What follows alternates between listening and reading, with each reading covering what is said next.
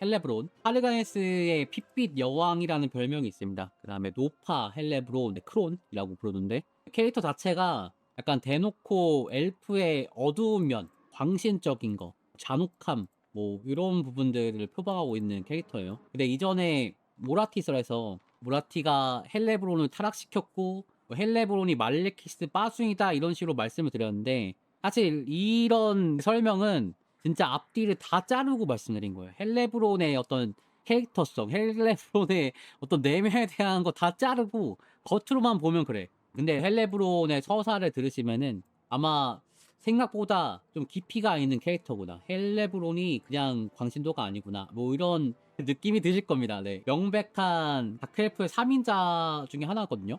말레키스, 모라티, 그 다음 헬레브론이야. 그렇다 보니까 헬레브론의 비중이 상당합니다. 그리고 외모 자체가 일단 특출나. 대놓고 약간 판매량을 위한 그런 캐릭터다 보니까 이런 이쁜 이뻐 보이죠? 헬레브론 이뻐요. 네, 미형 캐릭터고 헬레브론의 컨셉 자체가 그 엘프계 뭐 갸루라고 볼 수가 있어요. 갸루. 뭐 화장하며 뭐 장신구며 화려함을 이제 추종하고 뭐랄까 케인 교단 굿즈 같은 것도 갖고 다니고 우리 갸루 하면은 또 요새 유행하는 거 있죠? 파라파라춤 이거 하고 이렇게 하고 파라파라 댄스 우파 이거 AI로 만들었어. 요새 AI 발전 수준은 무섭습니다. 이거 파라파라춤 어쨌든 갸루인데 근데 실상이 그냥 갸루가 아니죠. 다크하지. 이 예쁜 그런 핑크색 그런 거 아니고 얘가 빨간 계열 헬로키티 아니고 헬에서 온 거 같은 케인 그런 거를 섬기기 때문에 다크하다 못해 그로테스크해요. 엄청 무섭습니다. 배경 설명 좀 먼저 드릴게요. 일단 헬레브론 하면 생각나는 거 하르가네스는 아시겠지만 헨타러에서 헬레브론의 스타팅 포인트예요.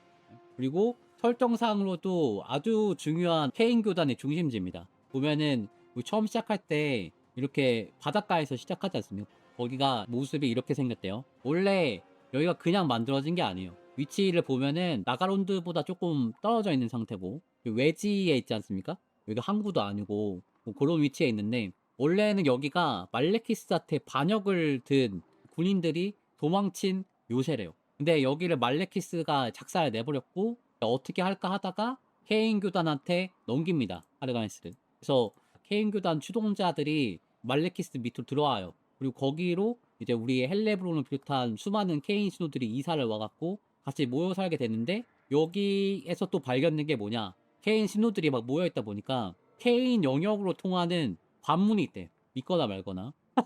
카오스 영역으로 가는 포탈 뭐 이런 것처럼 케인 영역으로 가는 포탈이 있대요. 이 주황빛으로 빛나는 포탈이 딱 발견이 됐는데 포탈이 발견된 날에 케인의 영향력이 쫙 퍼지면서 엘프들이 피해 갈증을 느끼고 막 케인에 동화되면서 미쳐 날뛰었다는 그런 얘기가 있어요. 그러니까 하르가네스의 분위기가 어떨까? 하르가네스의 내부 사정 상상을 해보면 그렇잖아요. 케인 광신도에 케인 관문도 있고 약간 지옥도 같은 느낌이 펼쳐질 것 같은 그런 생각이 드는데 의외로 하르가네스가 굉장히 잘 운영돼요. 하르가네스 설정을 보면은 매우 질서정연하대요. 왜냐?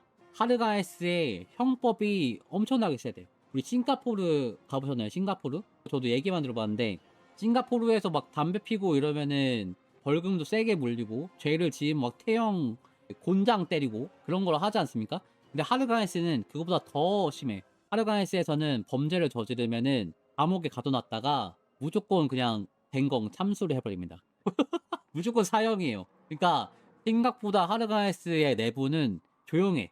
별 일이 없어. 근데 하르가네스가 완전 범죄 없는 도시냐? 그건 또 아니야. 범죄가 일어나긴 하죠. 하르가네스도 노예 쓰고 우리 다크엘프들이 살는 동네다 보니까 아무리 이제 참수를 한다고 해도 할 놈들은 해요. 원래 그런 거 있잖아요. 사형제도가 있어도 범죄가 없어지는 게 아니거든.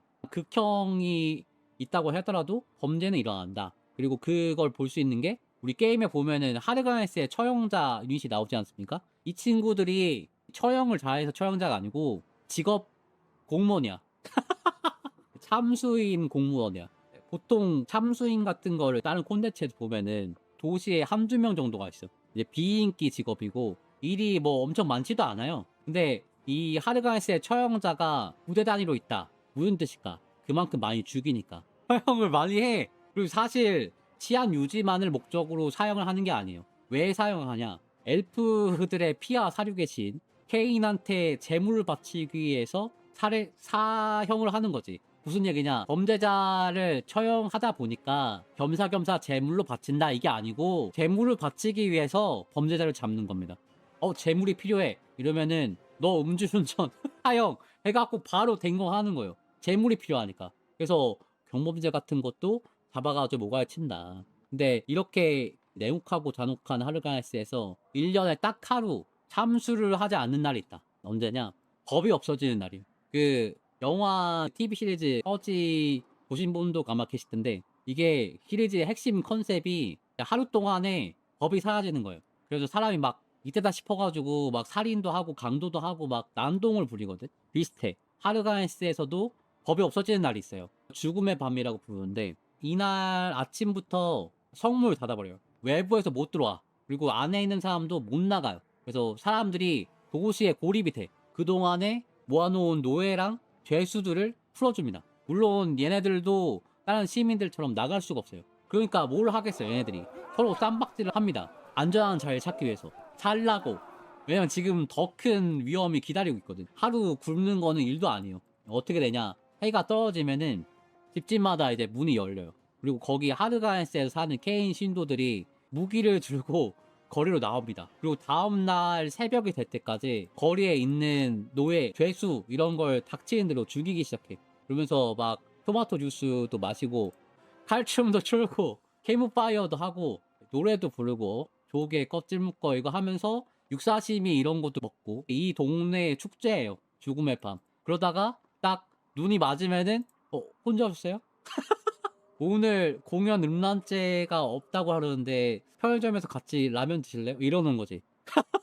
무슨 드립이냐 이게. 아무튼 광란의 밤을 지내는 거예요. 지나고 나서 이제 해가 떠요. 새벽에 오면은 땡땡 이러면서 종소리가 울려 퍼지는. 이 종소리 이제 끝났다. 그러면 죽은 사람, 산 사람 다 피투성이가 돼갖고 같이 널브러져 있다가 주섬주섬 이제 일어나기 시작하죠. 근데 그때 이제 헬레브론의 경비대, 헬레브론의 수하 이런 애들이 이제 나오기 시작해요. 해무 보소. 해무 잠수당했어. 해무야 아직 목말 이렇게 나와 있으니까 좀 이상하다. 오늘 왜 박스에 있는 거예요? 오늘 하르카이스 특집이라서 방송을 안 하나 이 녀석이? 아무튼 오늘 해무가 단두대에 있네요. 이상하네. 너무 귀여워. 오빠 해무야 오우 될수냐고. 아무튼 헬레브론의 수아가 새벽에 나와가지고 호의를 받으면서 헬레브론이 나옵니다. 늙은 헬레브론이 나오는 거지. 그리고 정신 못 차리고 있는 엘프들을 이제 헬레브론이 선별합니다. 너 이렇게 갖고 골라. 해무 너도 골라. 너도 사륙을 즐겼지? 사실 해무는 사륙을 즐기지 않습니다. 그 다음에 고르는 조건이 뭐냐? 이 밤 동안 가장 탐욕스럽게 피와 육신을 취한 그런 엘프들을 골라내요. 왜냐면 그런 엘프들은 케인한테 제일 가까운 친구들이거든. 그래서 걔네들을 이제 궁전에 데려갑니다. 그리고 우리 할머니의 초이스에 따라가지고 거대한 노세 가마솥에 데려간 다음에 죽이고 그 피로 목욕을 한대요. 피로 목욕을 하면은 헬레브론의 피부가 매끈해지면서 젊고 예쁜 헬레브론으로 다시 변하는 거예요. 요게 이제 죽음의 밤 의식 하르가네스의 축제라고 볼 수가 있죠. 토마토 축제 같은 건데 아무튼 이게 이제 게임에도 반영이 되어 있습니다. 이 주기적으로 이 노예들을 소모해갖고 젊음을 되찾는 그게 이제 게임에 들어와 있어요. 엄청난 보너스예요, 그치? 아군 군단과 피해 요청 군단이 적군 영토에서도 축원 효과를 받을 수 있다. 이것만 해도 장난 아닌데 뭐 완활, 물리저항 20% 이런 것도 붙고 장난 아니거든요. 그냥 다시 되살아나는 거예요. 이 젊음 자체가 힘이기 때문에 그 힘은 또 권력이고 다크F 사회에서 그렇다 보니까 보너스를 굉장히 많이 얻는 겁니다. 근데 이렇게 젊어지는 의식, 피로 모욕을 하는 거는 모라티랑 관계가 있습니다. 이 케인 교단에서는 피로 목욕한다고 피부가 좋아지고 그런 건 사실 없거든요. 안티에이징 같은 효과가 사실 없어. 근데 모라티가 비법을 알려줬어요. 모라티의 비법을. 원래 이제 케인 교단이 이런 케인 가마솥 전차 같은 걸 데리고 다니긴 한데 여기에다가 모라티의 비법인 그 입욕제, 마법의 거품 비누 뭐 이런 게 있어요. 이 마법의 거품 비누라고 안티에이징 상품이 있는데 여러분 관심 있으시면은 요 밑에 광고 뜨는 거 보시고 쇼츠 요새 상품 광고 너무 많이. 아무튼 요거가 이제 모라티의 입욕제인데, 이 모라티의 입욕제를 딱 쓰면은 피부가 좋아지고 혈색이 돌고 주름이 막 사라지고 면역력이 좋아지고 막 수족 냉증이 치료되고 다 합쳐서 29,000원. 이게 모라티의 비법이야. 자기가 실제로 이걸 하는 거야. 근데 조금 이상한 느낌도 들죠. 모라티가 하는 이 비법, 젊음의 비법을 그냥 공짜로 알려주겠냐고, 28,000원 받고 팔겠냐고. 근데 그런 타입이 아니에요. 모라티는 뭘 했냐면은 열화판을 알려줬어. 중국산을 알려줘갖고 젊어지는 효과는 있는데 하면 할수록 재물이 늘어나고 효과가 점점 짧아져요. 그래가지고 젊음을 유지하려면은 이걸 의식을 계속 해야 되는 거야. 계속 더 많은 노예를 써야 되고 계속 더 자주 피로 목욕을 해야 되는 그런 상황에 처하는 거예요. 근데 뭐 어쩔 거야. 무라티한테 클레임을 걸 수 있겠습니까? 중국산 입욕제 반품해주세요. 이럴 수 있어요? 안 돼. 무라티는 엄청난 권력자이기 때문에 오히려 위치엘프들이 무라티한테 애원을 해요. 제발 저를 전장에 데려가달라. 노예를 많이 잡아야 의식을 할 수가 있고 하다 보니까 전쟁이 없으면은 말라 죽는 겁니다. 그렇다 보니까 무라티한테 연줄이 된단 말이야. 오히려 무라티를 원망하지 않고. 근데 원망한 위치엘프가 있었어요. 그게 바로 헬레브론이에요. 헬레브론은 진짜 죽기 직전까지 가고 그때 해요. 좀 주기라도 늘리기 위해서 그럴 수도 있겠는데 그런 건 아니고, 일단 모라티가 주는 게 마음에 안 들어서 모라티를 굉장히 싫어합니다. 헬레브론이. 근데 세월에는 장사가 없지. 막 늙어가고 몸이 약해지고 이러면은 다크엘프 이 냉혹한 사회에서 바로 밀려나거든. 죽임을 당한다든가 암살 당한다든가 혹은 전장에 나가서 이끌 수 없으면은 헬레브론이 케인 사제로서 활동할 수 있겠어요? 안 되지. 그렇다 보니까 살기 위해서 결국에는 이 의식을 하게 되는데, 우리 헬레브론이 이런 식으로 갖다가 나이를 굉장히 연장을 시켰습니다. 알리스 아나르랑 거의 동년배라 보실 수 있어요. 알리스 아나르도 1차 침공 이후에 태어나갖고 엘프 내전이 일어나는 그 사이에 이제 청년기를 보내고 엔드타임 기준으로 봤을 때는 약 6,000년 정도가 되죠. 그러니까 만약에 헬레브론이 의식을 안 했으면은 진작에 늙어 죽었을 겁니다. 헬레브론은 알리스 아나르처럼 신의 축복을 받았다든가 그런 거는 또 아닌 것 같아요. 그냥 모라티의 의식을 해갖고 생명을 연장한 거지. 근데 이렇게 모라티가 알려준 의식을 해서라도 살려고 한 이유, 그 다음에 모라티를 왜 겁나 싫어하는지, 애초에 왜 헬레브론이 케인 실도가 됐는지 그 얘기를 이제 해드리려고 하는데, 이 소설이 있습니다. 게브 소프라는 작가가 쓴 피 묻은 손, 블러디 핸디드. 요게 블랙 라이브러리에서 볼 수가 있습니다. 가격이 12,000원 정도. 직접 읽어보실 분 참고하시고. 소설의 배경은 마린부르크입니다. 마린부르크인데 아주 오래전의 마린부르크예요. 제국이 통치하기 이전의 마린부르크. 언제냐면은 카오스 1차 침공 이후에 올드원들 사라져버리고 엘프라던가 두어프라던가 이런 종족들이 막 번성하던 그 시기. 그때 이제 엘프들이 식민지를 만들러 다녔는데, 이때 마린부르크는 아텔 토랄리엔이라는 엘프 식민지였습니다. 당연하지만 개척 시기다 보니까 이 주변에는 적들이 굉장히 많았어요. 특히나 요 아텔 토랄리엔 같은 경우는 오크들이 많았습니다. 게임에서도 브레토니아 쿠론이라든가 칼프란츠 하다 보면은 마린부르크 위에 그릉진트 이런 애들 있지 않습니까? 무조건 정리를 하게 되는데, 아텔 토랄리엔이 번성하던 이 최초 식민지 시대에도 여기 오크들이 많았어. 그래가지고 오크들이 요 산 아래로 계속 내려오는 거야. 계속 내려갖고 이 아텔 토랄리엔이 발전을 못하고 있어요. 티어 올려면 약탈당하고 티어 올려면 약탈당하고 그랬던 거야.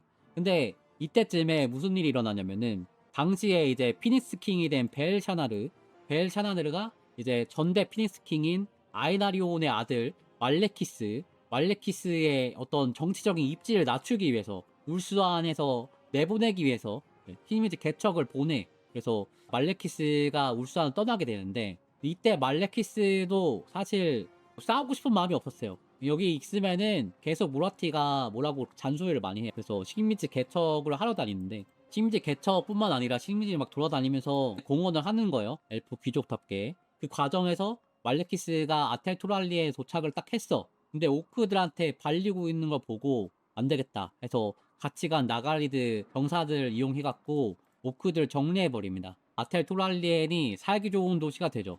그러니까 사람들이 말레키스한테 충성을 맹세합니다. 말레키스가 뭐 케인의 저주를 받았다, 심성이 포악한 면이 있을 것이다, 막 이런 말이 엄청 많아. 루머가 많은데 그거는 본토 사람들 말이고, 식민지 사람들 입장에서는 거의 황금 동화줄이야. 말레키스를 그냥 보낼 수가 없어요. 그래서 국민청원 같은 걸 해가지고 피니스킹 벨샤나르가 말레키스의 아텔토랄리의 통치 권한을 유지하게끔 합니다. 그래서 말레키스가 아텔토랄리엔을 관리하게 돼요. 휘하에 들어온 거죠. 제발 우리 총독님으로. 맞아요. 딱 그런 느낌이야. 말레키스 제발 가지 마세요. 가면은 오크들 난리 나니까. 아무튼 그래서 말레키스가 다른 식민지들을 돌아다니면서 아텔토랄리엔을 관리를 해줍니다. 무려 1300년 동안. 이미 엘프의 평균적인 수명을 넘어서죠. 말레키스는 또 전설적인 왕의 또 후손이기도 하고 엄마가 모라티다 보니까 안티에이징이 많이 됐겠지. 아무튼 1300년 동안 보호를 해주다 보니까 여기가 굉장히 많이 번성을 해. 왜냐면 여기 내륙으로 들어가는 강이 흐르잖아요. 라이크스 강이 흐르기 때문에 여기 무역 중심지가 돼버리고 돈을 많이 벌어요. 말레키스 입장에서는 여기가 거의 제2의 나가리드가 되는 거예요. 성공한 거지, 식민지가. 그러니까 요거를 또 두고 볼 수가 없었습니다. 벨샤다르가 이걸 두고 볼 수가 없었어. 그래서 식민지 통치 이제 그만하세요. 외교관으로 그냥 보내버립니다. 밖에 돌아다니면서 드워프 만나고 오시고 뭐 할 거 있으면 하고 식민지 하지 마. 뭐 이렇게 해버려. 엘프들은 사실 영향력이 굉장히 중요하거든. 게임에서도 영향력으로 대공들 내쫓지 않습니까? 그 대공들 바꿀 수 있단 말이야. 영향력만 있으면은. 피닉스 킹의 영향력은 어떻겠어요? 엄청나게 큰 거야. 그래서 거부할 수가 없어요. 그러다 보니까 말레키스가 식민지에서 또 쫓겨나갖고 여행을 하게 되는데, 말레키스는 긍정적으로 생각을 합니다. 우리 화이트 드워프 스노리도 만나고 미니 기에 카오스 황무지도 한번 연구를 해봐야겠다 이렇게 마음을 먹고 하는데, 아텔 토랄리엔을 이제 비워둬야 되다 보니까 자기 부관을 아텔 토랄리엔의 총독으로다 임명을 해줘요. 그게 이제 아란드리안이라는 총독이에요. 아란드리안이 말레키스한테 굉장히 충성하는 부관이었어. 근데 이 결정이 쉽지가 않았을 거야. 왜냐면은 아텔토랄리엔은 자기 대신에 통치해야 되죠. 그리고 아텔토랄리엔을 장악해갖고 배신한다든가 그런 일이 없어야 된단 말이지. 그래서 진또배기 충신을 골라가지고 배정을 해야 되는데, 사실 돌아다니고 모험을 하건 외교를 하던 굉장히 도움이 될 사람을 또 빼놔야 되다 보니까 고르고 골랐던 사람이 아란드리아는 거예요. 이 아란드리안을 말레키스가 얼마나 아꼈냐면은 몇천 년 뒤에 엔드타임 시점에서 말레키스가 자기 부관 호우란 다크핸드라는 부관이 있어요. 블랙가드. 이 사람을 불러가지고 얘기를 하는데, 이 부관의 이름이 코우란 다크핸드인데 아란드리안이라 불러요. 실수로 두 번이나 아란드리안 불러. 근데 코우란 다크핸드보다 그만큼 듣보잡이냐? 그건 또 아니에요. 이 친구가 발키아 썰에 잠깐 나왔었죠. 아마 전설 영웅 후보인데, 이 코우란 다크핸드가 발키아를 상대로 수성전을 버텨요. 그래가지고 딱 버티고 있는 상황에서 말레키스가 도착해갖고 코우란 다크핸드한테 얘기를 하는데, 그 과정에서 아란드리아를 부른 거예요. 어쨌든 이때 군인이었던 아란드리안이 말레키스의 신임을 받아가지고 총독이 되고 대공이 돼갖고 말레키스 대신에 식민지를 통치하게 되는데, 아란드리안이 원래 막 귀족 자제고 이러지 않았기 때문에 정치 기반이 좀 열악하고 그런 상황에서 벼락 출세를 했다 보니까 조금 불안한 상황에서 이어받게 되죠. 근데 그거는 아란드리안의 고민이고, 오늘의 주인공 헬레브로는 아란드리안의 딸내미예요. 아빠가 원래 군인으로 해갖고 맨날 배 타고 다니고 말레키스 따라다니고 하다가 갑자기 대공이 돼갖고 식민지 총독이 된 거야. 그것도 엄청나게 부유한 1000년이 넘게 운영되고 있는 도시의 총독이 된 거야. 그러니까 어떻겠어? 헬레브론이 완전 공주가 된 거예요. 아빠는 프린스 아란드리안이 된 거고 헬레브론은 프린세스 헬레브론이 된 거예요. 완전 살판 난 거죠. 이렇게 귀족 영예가 된 장밋빛 인생이 헬레브론한테 펼쳐지는 상황인 거지. 어느 날 아텔 토랄리엔의 나가리드에서 온 전함이 도착합니다. 말레키스의 전함이었죠. 그래서 말레키스가 도착한다고 하니까 앞에 군인들이 쫙 도열해 있고 말레키스 내리고 옆에 모라티도 같이 내리고 하는데 사람들이 막 난리가 나요. 환호성을 막 불러. 말레키스만 부르는 게 아니고 모라티도 불러요. 사실 모라티는 선왕, 바로 직전의 왕이죠. 이때 당시 레전드 왕 아에나리온의 여왕이기도 했고, 물론 아에나리온의 여왕은 에버퀸이 따로 있었지만 그 사람은 죽었기 때문에 또. 하지만 모라티를 더 연호했던 이유는 모라티가 엘프 사교계의 정점이에요. 모든 귀족들의 워너비. 그렇다 보니까 모라티한테 이목이 팍 쏠려요. 그러니까 헬레브론도 모라티가 내리는 거 보고 심쿵하면서 모라티다, 말레키시다 이러면서 보는데 모라티를 더 이렇게 눈여겨봐요. 모라티를 동경하게 돼. 왜냐하면 자기도 같은 여자고 나도 모라티처럼 대중을 압도하는 그런 존재감이 있는 사람이 되고 싶다 이런 생각이 들었던 거지. 그래가지고 이제 아버지를 졸라 모라티 좀 만나게 해주세요. 인사 좀 하고 싶어요 해갖고 모라티랑 만나는 자리를 만들어요. 그래서 어떻게든 눈에 띄려고 엄청 치장을 해. 눈에 띄어가지고 본토인 그 안렉 나가리드 수도 안렉으로 돌아가면은 자기도 출세할 수 있을 것 같거든. 모라티 옆에서 같이 시중 들고 하는 거지만 2인자 아니고 한 3인자? 뭐 4인자 어쨌든 모라티 옆에 붙어만 있어도 이 사람들의 환호를 받으면서 으쓱할 수 있지 않겠어요? 그게 헬레브론의 꿈이었어. 그래서 모라티를 만나려고 최대한 이쁘게 꾸미고 모라티한테 딱 가는데 모라티가 머무는 접견실이 짧은 시간에 완전 분위기가 바뀌었어. 최신 유행하는 장식품 막 이런 거 쫙 깔아놓고 본 적도 없는 어떤 문양, 가구 막 이런 걸로 꽉 차 있는 거야. 그러니까 일단 만나러 가는 입장에서 기가 죽는 거지. 와 이거 모라티 장난 아닌데 내가 과연 이 사람한테 말을 걸어도 될까 이런 느낌이 들 정도로다가 주눅이 들어. 그리고 문 앞에 이제 경비병이라 해야 되나 시종이라 해야 되나 아무튼 그 사람이 모라티님이 들어오시랍니다 이 얘기 하기까지 한참 기다리다가 문을 딱 열어주니까 그때 딱 들어가는 거야. 그러니까 얼마나 긴장했겠어요. 이런 상황이에요. 모라티가 이제 긴 의자에 딱 기대 앉아가지고 굉장히 여유롭게 그러면서 헬레브론을 위아래로 딱 훑어봐요. 그러니까 헬레브론이 몸에 털이 막 곤두서 어떡하지? 너무 긴장돼갖고 그 포스가 너무 강력한 거야. 그러니까 헬레브론이 막 주눅 들어가지고 말을 잘 못합니다. 만나주셔서 감사합니다. 준비해오는 인사말을 해요. 굉장히 약 상투적인 말 있잖아요. 오시는데 힘드셨지 않았어요? 막 이러면서 그런 얘기를 한단 말이야. 그러니까 모라티가 바로 딱 쏘아붙여요. 야 그만 모르는 척 순진한 척 하지마. 원하는 게 뭐야? 이렇게 물어봐요. 모라티 엄청 세 진짜. 헬레브론은 또 솔직해. 모라티한테 자기 계획을 얘기해버립니다. 그냥 폐하한테 총애를 받아서 함께 안넥으로 가서 폐하를 모시고 싶습니다. 이렇게 얘기를 하니까 모라티가 막 웃는 거야.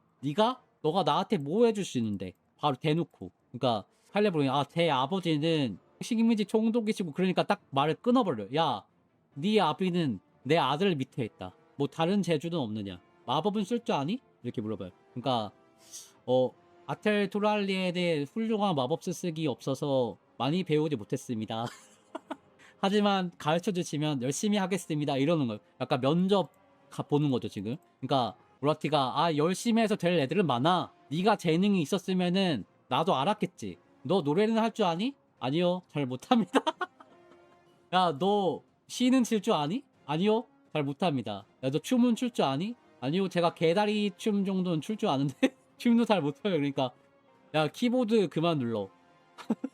시도는 좋았다. 솔직하고 하지만 네 입술은 떨리고 네 눈빛은 수치심에 부서졌구나. 너무 상심 마라, 얘야. 네 아비가 자식 농사를 잘못 지은 거 어떡했니? 어쩌면 네 어미 때문인지도 모르겠다. 뭐 이렇게 갑자기 패드립을 면접 보다가 갑자기 패드립을 날려 직장 상사가. 그러면 뭐 어떡하겠어요. 근데 그 정도의 위치기도 해. 근데 그 위치에 있다고 해도 이런 얘기를 하면 안 되죠 사실. 헬레브론은 어떻게 써? 헬레브론은 그 얘기를 듣고 막 눈물이 나요. 내가 못 나가지고 내가 할 수 있는 게 없어가지고 부모님이 욕먹었구나 막 마음이 드는 거예요. 그래가지고 모라티 앞에서 막 펑펑 울어. 그러니까 모라티가 뭐라 그러냐, 이 수치를 기억해라. 이 나약함의 순간을. 그리고 나중에 우리 백성에게 해줄 수 있는 게 생기면 그때 나를 찾아와라. 그러니까 헬레브론이 완전 마음이 무너집니다. 그래서 얼굴을 손으로 가리면서 죄송합니다 막 이렇게 울어 사과하면서. 그러니까 모라티가 울고 있는 헬레브론을 문 밖으로 이렇게 내보내줘요. 그래서 약간 토닥이는 얘기를 할 것 같은데 끝까지 악담을 해. 너 나한테 미안한 거니? 아니면 너 자신한테 미안해서 우는 거니? 모라이 해그도 참 잔혹하지. 너한테 지독하게 평범한 운명을 주었구나. 내일이면 나는 네 이름조차 기억하지 못할 거야. 그러면서 내보내고 문 닫아버려요. 진짜 소설에 이렇게 나와요. 어린 헬레브론의 마음에 대못을 박아버리는 이 상황이 나와버려. 그러니까 헬레브론이 나오자마자 갑자기 마음속에서 뭐랄까 처음에 막 울면서 죄송합니다 이러다가 끝까지 악담 듣고 너 기억도 안 날 거 이래버리니까 감히 나한테 이따위 대우를 해? 내 이름을 기억하지 못할 거라고? 두고 봐라. 똑똑히 기억하게 해줄게. 내가 반드시 성공한다. 이게 헬레브론과 모라티의 첫 만남이에요. 이게 헬레브론 서사에 있어서 진짜 최고 중요한 장면이에요. 모든 인생의 분기점에서 이때 느낀 모라시에 대한 어떤 동경심과 복수심, 질투심 이런 게 자기 과시 욕구로 바뀌어가지고 계속 충동적으로 튀어나와요. 삶의 모든 선택에서 모라티한테 받은 트라우마가 계속 작동을 해. 그러니까 헬레브론은 무조건 과격하게 나가는 거야. 이후로 헬레브론이 진짜 엄청 노력을 많이 해요. 출세하려고 진짜 온갖 사교 모임을 시작합니다. 점도 찍고 점 딱 찍고 그래. 이때 모라티가 쾌락의 교단을 퍼뜨렸어요. 이 쾌락의 교단이 엘프 사회에 퍼지는데 그냥 쾌락의 교단이라는 이름으로 퍼지는 게 아니에요. 약간 사이비 교단 같은 느낌으로다가 작은 소모임부터 시작하는 거야. 요새 밖에 나가면 조심하십시오. 뭐 설문조사라든가 간단한 모임을 갔는데 갑자기 꼬드기는 그런 모임이 생길 수가 있습니다. 근데 이때 엘프 사회가 딱 그래요. 그래서 원데이 클래스, 런닝 크루 뭐 이런 가벼운 소모임 같은 게 우후죽순으로 생겨나는데 이게 나중에 다 쾌락의 교단으로 들어가거든. 근데 이 쾌락의 교단이 꼬드기는 방법이 금기시되어 왔던 시타라의 신들을 추종하게 만드는 거예요. 슬라네시를 대놓고 이렇게 표방하지 않아. 우리 슬라네시 믿는 교단이야 이렇게 얘기 안 하고 그냥 런닝 크루인데 런닝을 우리 한 마라톤을 목표로 해볼까? 마라톤 2배를 목표로 해볼까? 과잉으로 가는 거예요. 런닝 크루도. 그리고 시타라이 신들을 추종하는 약간 문화 풍조 같은 걸 이용해. 시타라이 신들이 원래는 금지돼 왔었거든요. 카다이 신들만 섬기고 그랬었는데 이 시타라이 신들을 이용해갖고 콘텐츠를 만드는 거지. 약간 힙스터 같은 겁니다. 평화의 시대의 카다이의 신들은 굉장히 진부합니다. 예복 입고 교회 가고 이런 느낌이거든. 근데 나는 교회 안 다녀. 나는 일요일에 교회 안 가고 원데이 클래스 갈 건데. 이런 느낌으로 가는 거야. 근데 그게 이제 여러 가지 신들로 나와 있는 거죠. 쾌락의 여신, 아타르티, 마법의 여신, 헤카르티, 저승의 여신, 에레스키알, 그 다음에 사냥의 여신, 아나트리에마, 뭐 이런 신들이 있는데 쾌락, 마법, 저승, 사냥 이런 게 다 여신이에요. 거의 블랙핑크. 근데 이렇게 매력적인데 왜 금지가 되어 있냐? 먼저 엘프들은 이제 감화되기가 쉬워. 엘프는 종교 같은 거 믿기 시작하면은 바로 빠져들어요. 그리고 우드 엘프 할 때 얘기 드렸는데 엘프가 신들이랑 굉장히 밀접합니다. 뭐 크로노스의 화신, 오리온 이런 게 막 뛰어다니고 만날 수가 있어요. 내가 숭배하는 신들을 기도를 하면은 기도가 막 다시 온단 말이야. 그렇다 보니까 엘프들은 광신도가 되기 쉬워요. 엘프들의 종특입니다. 두 번째는 얘네들이 오래 살다 보니까 뭘 하다 보면은 자연스럽게 항상 극단으로 가는 거예요. 오늘은 이거 해볼까? 내일은 저거 해볼까? 이거를 1000년 동안 한다고 생각해봐. 엔간한 취미 생활도 한 20년 하다 보면 시들해져요. 20년이 뭐야? 헬스장 20년 가기 쉬워? 힘들어. 근데 헬스장 20년 가서 한 사람들 어떻게 돼 있어? 막 고릴라가 돼 있거든. 그러다가 프로틴도 먹고 약도 이렇게 주사 뭐 이런 거단 말이지. 근데 어쨌든 엘프들은 그걸 1000년을 한단 말이죠. 그렇다 보니까 이게 카오스 신이랑 엮이기 쉬운 그런 상태가 돼요. 항상 문제가 생기고 문제가 생기면은 카오스 신이랑 케인 교단 보면은 케인 교단이랑 솔직히 코룬이랑 뭐가 얼마나 어떻게 다른데 항상 이렇게 가는 거예요. 뭘 하든 간에. 그래서 금지를 했지. 굉장히 절제되게 숭배를 하고. 근데 금지를 한 지가 상당히 오래 지났습니다. 아까 말레키스가 식민지 통치한 지 1300년 지났다 그랬는데 카오스와의 전쟁이 끝난 지 1300년이에요. 그렇다 보니까 경각심이 약해져. 그리고 그 틈을 쾌락의 교단이라는 이름으로 모라티가 파고든 거죠. 쾌락의 교단이 파고들고 나면 이제 광신도가 생성이 될 텐데 이 광신도들은 모라티가 조종하기 쉬워요. 그리고 요게 과잉의 신 슬라네시한테 잘 보이는 거다 보니까 모라티 입장에서 봤을 때는 슬라네시가 그렇게 밉지 않거든. 왜냐면 슬라네시가 만약에 울산에 쳐들어오지 않았다. 느카리가 쳐들어오지 않아가지고 에버킨을 죽이지 않았다. 라고 한다면은 아이나리온을 못 만났을 거예요, 모라티가. 나쁜 일이었지만 결과적으로 모라티가 아이나리온을 만나게 된 계기였고 자기가 이렇게 권력을 누리게 된 사건이었거든. 그렇다 보니까 슬라네시한테 악감정이 별로 없어. 거부감을 가질 이유가 없단 말이지. 그래서 말레키스랑 식민지를 순회하면서 이 쾌락의 교단의 씨앗들을 잔뜩 뿌려놓은 거지. 우리 헬레브로는 그 자세한 내막까진 몰라요. 내막은 모르고 사교 모임이다 하니까 유행한다고 하니까 다 가보는 거예요. 셀럽이 되고 싶어가지고. 쉽게 얘기해서. 근데 그게 어려워. 어디를 가든 간에 헬레브로는 사실 모임이 진행되는 가운데 참여하는 후발대 같은 느낌이기 때문에 헬레브론이 메인이 될 수가 없어요. 항상 유행에 뒤처지게 되고 모임을 주도할 수가 없어. 그러다 보니까 헬레브론은 좀 시들해지고 있어요. 아, 내가 모라티처럼 되려면은 이런 모임 같은 거 하나 가져야 되는데 거기 대장이 돼야 되는데 이 모임이 이미 너무 잘 나가고 있는 거예요. 그래가지고 약간 회의감을 느끼고 있었죠. 이걸로는 불가능한가? 이렇게 생각을 하는데 헬레브론의 동생이 있습니다. 여동생. 호타로엔 나오지 않지만 나이가 20살 정도밖에 차이가 안 나는 비슷하게 생긴 여동생이 하나 있어요. 헬레브론 여동생. 리리에스라는 친구인데 이 리리에스가 진짜 핫한 걸 알아냈다. 언니, 내가 진짜 핫한 거 알아냈어. 언니 꼭 가봐야 돼 이거. 가자. 그래가지고 새로운 모임을 데리고 가는데 이게 뭐 말 타고 리리에스랑 같이 온 군인 한 명이랑 같이 해질녘쯤에 출발해갖고 한밤중이 돼서 도착을 하니까 거기에 모닥불이 이렇게 피어져 있고 주변에 사람들이 잔뜩 모여 있는 거야. 그러니까 헬레브론이 이거 핫하다고 해서 왔더니 모닥불이 핫해가지고 그런 거 알지? 언니가 사실 이런 걸 많이 가봤거든? 언니 몰라? 언니 사교보면 다 가봤는데? 이거 사냥의 여신 모임이잖아. 그러니까 동생 아니래. 기다려보래. 그래서 기다리고 있었더니 몸에 빨간색 문양을 잔뜩 그린 이상한 사람이 단검을 들고 나오더니 갑자기 소리를 지르요. 와 소리를 지르더니 개인 만세 이러는 거야. 본격적으로 집회를 딱 시작합니다. 연설을 하는데 내용이 뭐냐?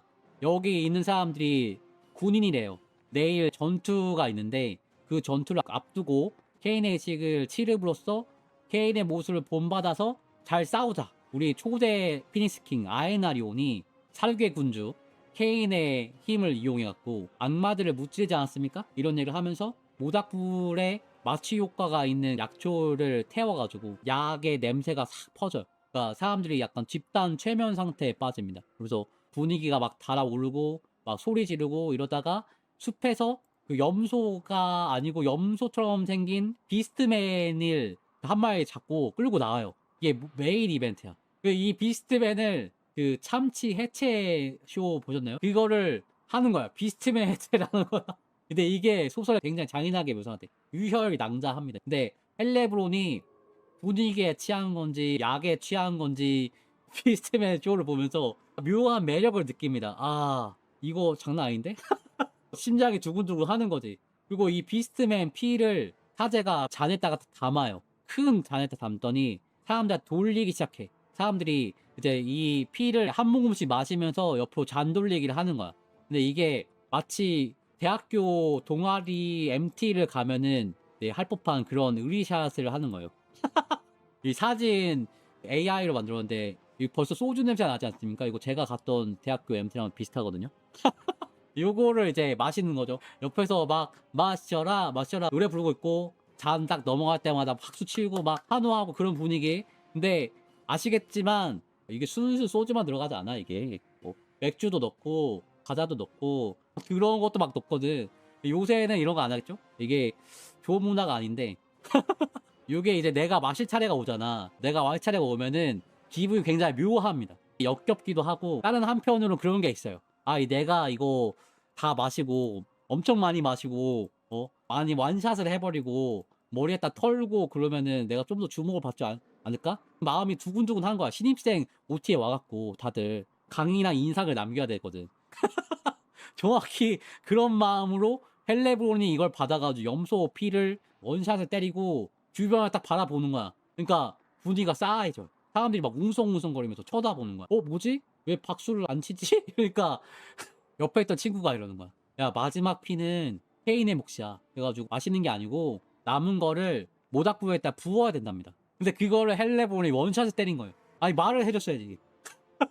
나는 다 마시는 걸 줄 알았지. 그러니까 이 모임이 굉장히 분위기가 안 좋아져. 왜냐 이게 또 성격이 그래. 이게 우리나라로 치면은 돼지 머리를 딱 놓고 다치지 않게 해달라고 이렇게 사람들이 한 명씩 절을 하면서 고사 지내는 거예요. 근데 헬레브론이 고사를 지내는 저 참가자가 아니에요. 뭐 옆집에서 와가지고 돼지 입에 꽂혀있는 돈을 보고 이게 웬 돈이지?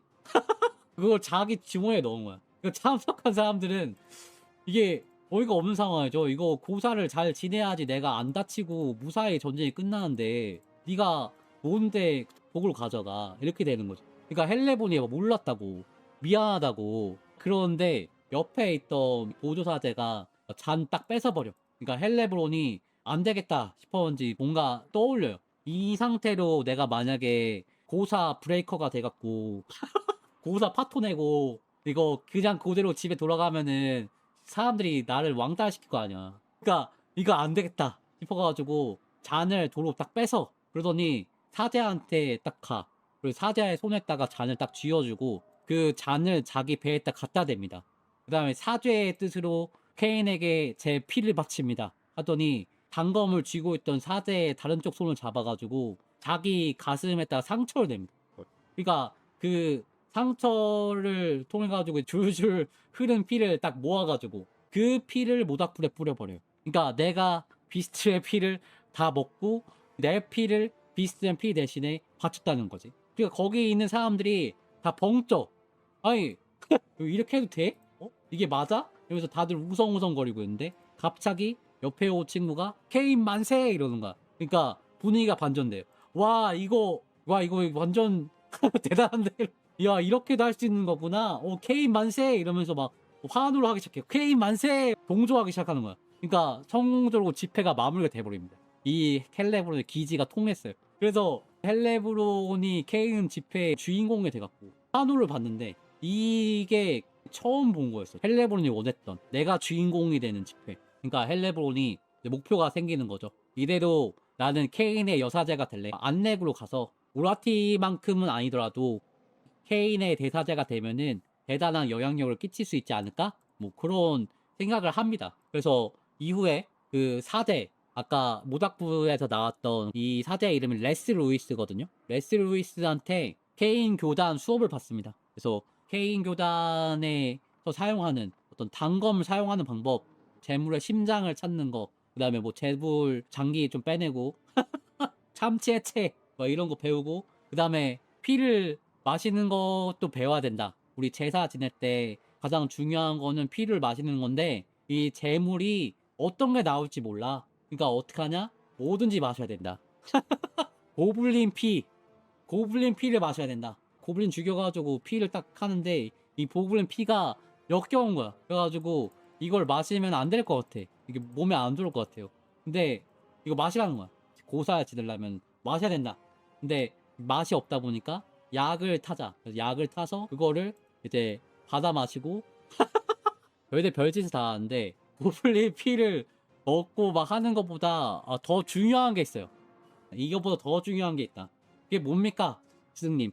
고블린 피를 먹는 것보다 생선 대가리 카레 먹는 것보다 더 중요한 게 뭔가요? 그러니까 온전히 너의 삶을 바치기 위해서 신분을 버리고 군인이 되라. 삶을 바쳐야 된다. 피를 흘려야 된다. 그러려면은 피를 흘리는 군인이 돼서 그 일을 해야 된다. 근데 그거 하기 위해서 너 자신을 버려야 되기 때문에 이제 공주는 안 된다. 이렇게 얘기하는 거예요. 그러니까 군인으로 되라는 건데 사제로 인정을 받기 전까지 몇 년이 걸릴지 몰라요, 사실. 이 엘프의 수명이 1000년이기 때문에 이게 이등병으로 되라는 거잖아. 그러니까 잠깐 망설이다가 아버지한테 말을 꺼내요. 아버지 군인이었잖아. 아버지 제가 케인 교단의 사제가 되기 위해서 군인이 돼야 됩니다. 그러니까 아버지 아란드리안이 딸을 응원해줘요. 안 된다 할 수도 있지. 사실 딸이 밖에 나가고 죽을 수도 있잖아요. 그러니까 거절할 수도 있는데 오히려 내가 원하는 뜻이 그렇다면은 군인이 되는 것도 나쁘지 않다. 왜냐면 이 사람은 또 말레키스의 부관이야. 친 말레키스파고 케인에 대해서 거부감이 그렇게 많지 않습니다. 그러니까 오히려 좋다. 대신에 네 동생 리리에스도 데리고 가. 리리에스는 네가 간다 그러면 갈 거다. 딸내미를 좀 강하게 키우는 거죠. 가서 배우고 와. 너 하고 싶은 거 해. 그리고 진심으로 이제 조언을 해주는데 그 조언이 뭐냐? 잘 들어라 헬레브론. 케인의 길은 의식과 희생이 전부가 아니야. 피와 사륙은 케인이 좋아하는 거지 우리가 케인에게 배워야 될 게 아니다. 케인한테서 배워야 될 거는 전쟁이다. 이것이 우리 지도자였던 아에나리온의 진정한 유산이야. 알겠니? 이런 얘기를 해줍니다. 그래서 아버지 지지를 받아가지고 이 자매가 입대를 했는데 낮에는 창수를 배우고 밤에는 레스 루이스 사제한테서 케인이랑 아에나리온 얘기를 들으면서 제사도 지내고 하는데 이게 20년 동안 해요.